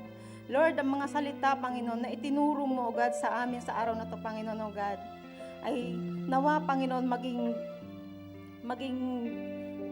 aral sa amin, Panginoon, na maisabuhay namin ito, O God, araw-araw, Panginoon, sa aming buhay. Hindi lamang, O God, on Sundays, Panginoon, hindi lamang, Panginoon, sa tuwing may gawain, Panginoon, but every day of our life, Panginoon, talagang maisabuhay, mahakbangan namin, Panginoon, O God, ang bawat itinuro mo, O God. Lord, Panginoon, wala kang salitang sasayang, Panginoon, O God. Itanim mo to sa aming puso't isipan, Panginoon, O God, upang mahakbangan namin, Panginoon, ang bawat nais mo, Panginoon, O God. Lord, Panginoon, binaklas mo na, Panginoon, sa puso namin, Panginoon, O God, yung mga basura, Panginoon, O God. At Lord, wag mong hahayaan, Panginoon, na maagaw ng kaaway, Panginoon, ang pusong nilinis mo, Panginoon, sa araw na to, Panginoon, O God. Lord, we pray, Panginoon, O God, na ang bawat salitang iyong sinambit, Panginoon, O God, ay talagang malakaran ng bawat isa na naririto ngayong araw na to, Panginoon, na sa aming pag-uwi, Panginoon, sa aming tahanan, O God, sa pansamantalang tahanan namin, Panginoon, O God, maging ilaw at asin kami, Panginoon, O God, sa labas, Panginoon, O God, sa society, Panginoon, O God, saan mo man kami dalhin, Panginoon, O God, yung liwanag, Panginoon, na nasa amin, Panginoon, na ibinigay mo, yung pag-ibig, Panginoon, na inilagay mo sa aming puso, Panginoon, ma-share namin ito, Panginoon, sa lahat, Panginoon, O God. Gamitin mo nga po, Panginoon, ang bawat isa, Panginoon, na naririto, Panginoon, O God, magbunga, O God, talagang malakaran, Panginoon, yung callings, Panginoon, ng bawat isa. Panginoon, ganun din, O God, talagang magamit, Panginoon, yung spiritual gifts na binigay mo sa bawat isa sa mga anak mo, Panginoon, O God. Magkaroon kami ng spirit, Panginoon, O God, na talagang nadidiscern, Panginoon, yung nais mo lamang, Panginoon, nadidiscern, Panginoon, yung spirit, Panginoon, ng discerning, Panginoon, na talagang magamit, Panginoon, ng bawat isa, Lord God. Turuan mo, Panginoon, ng yung mga anak, Panginoon, O God, na magkaroon, Panginoon, ng spiritually, Panginoon, na wise, Panginoon, talagang makita, Lord God, yung mga nais mo. And Lord, salamat po, Panginoon, sa ginamit mo sa araw na to, Panginoon, O God, na naghayag ng salita, Panginoon, sa iyong ginamit, Panginoon. Ibalik mo sa kanya, Panginoon, O God, ang kalakasan, Panginoon, O God, yung mga desires niya, Panginoon, O God, na i-grant mo, Panginoon, Lord God, answered prayers, Panginoon, sa kanya, Lord God, sa family niya. And Lord, sa mga pumunta, bless mo po sila, Panginoon, sa mga naririto ngayong araw. Bless mo po ang bawat isa, Panginoon, O God. Katagpuin mo, Panginoon, ang mga pangangailangan ng bawat isa, Panginoon. Salamat, Panginoon, O God, sa iyo, Panginoon, ang papuri, ang pagsamba, Panginoon, O God. Ibinabalik namin sa iyo, Lord God, ang lahat-lahat, Panginoon, O God. Salamat po, Panginoon. In Jesus' name we pray, Amen.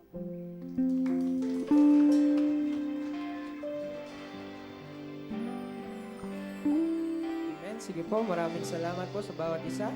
Ulit po tayo magkita-kita. Bukas po, may morning devotion po tayo and Thanksgiving po. Kaya po, God bless po sa bawat isa. Maraming salamat po.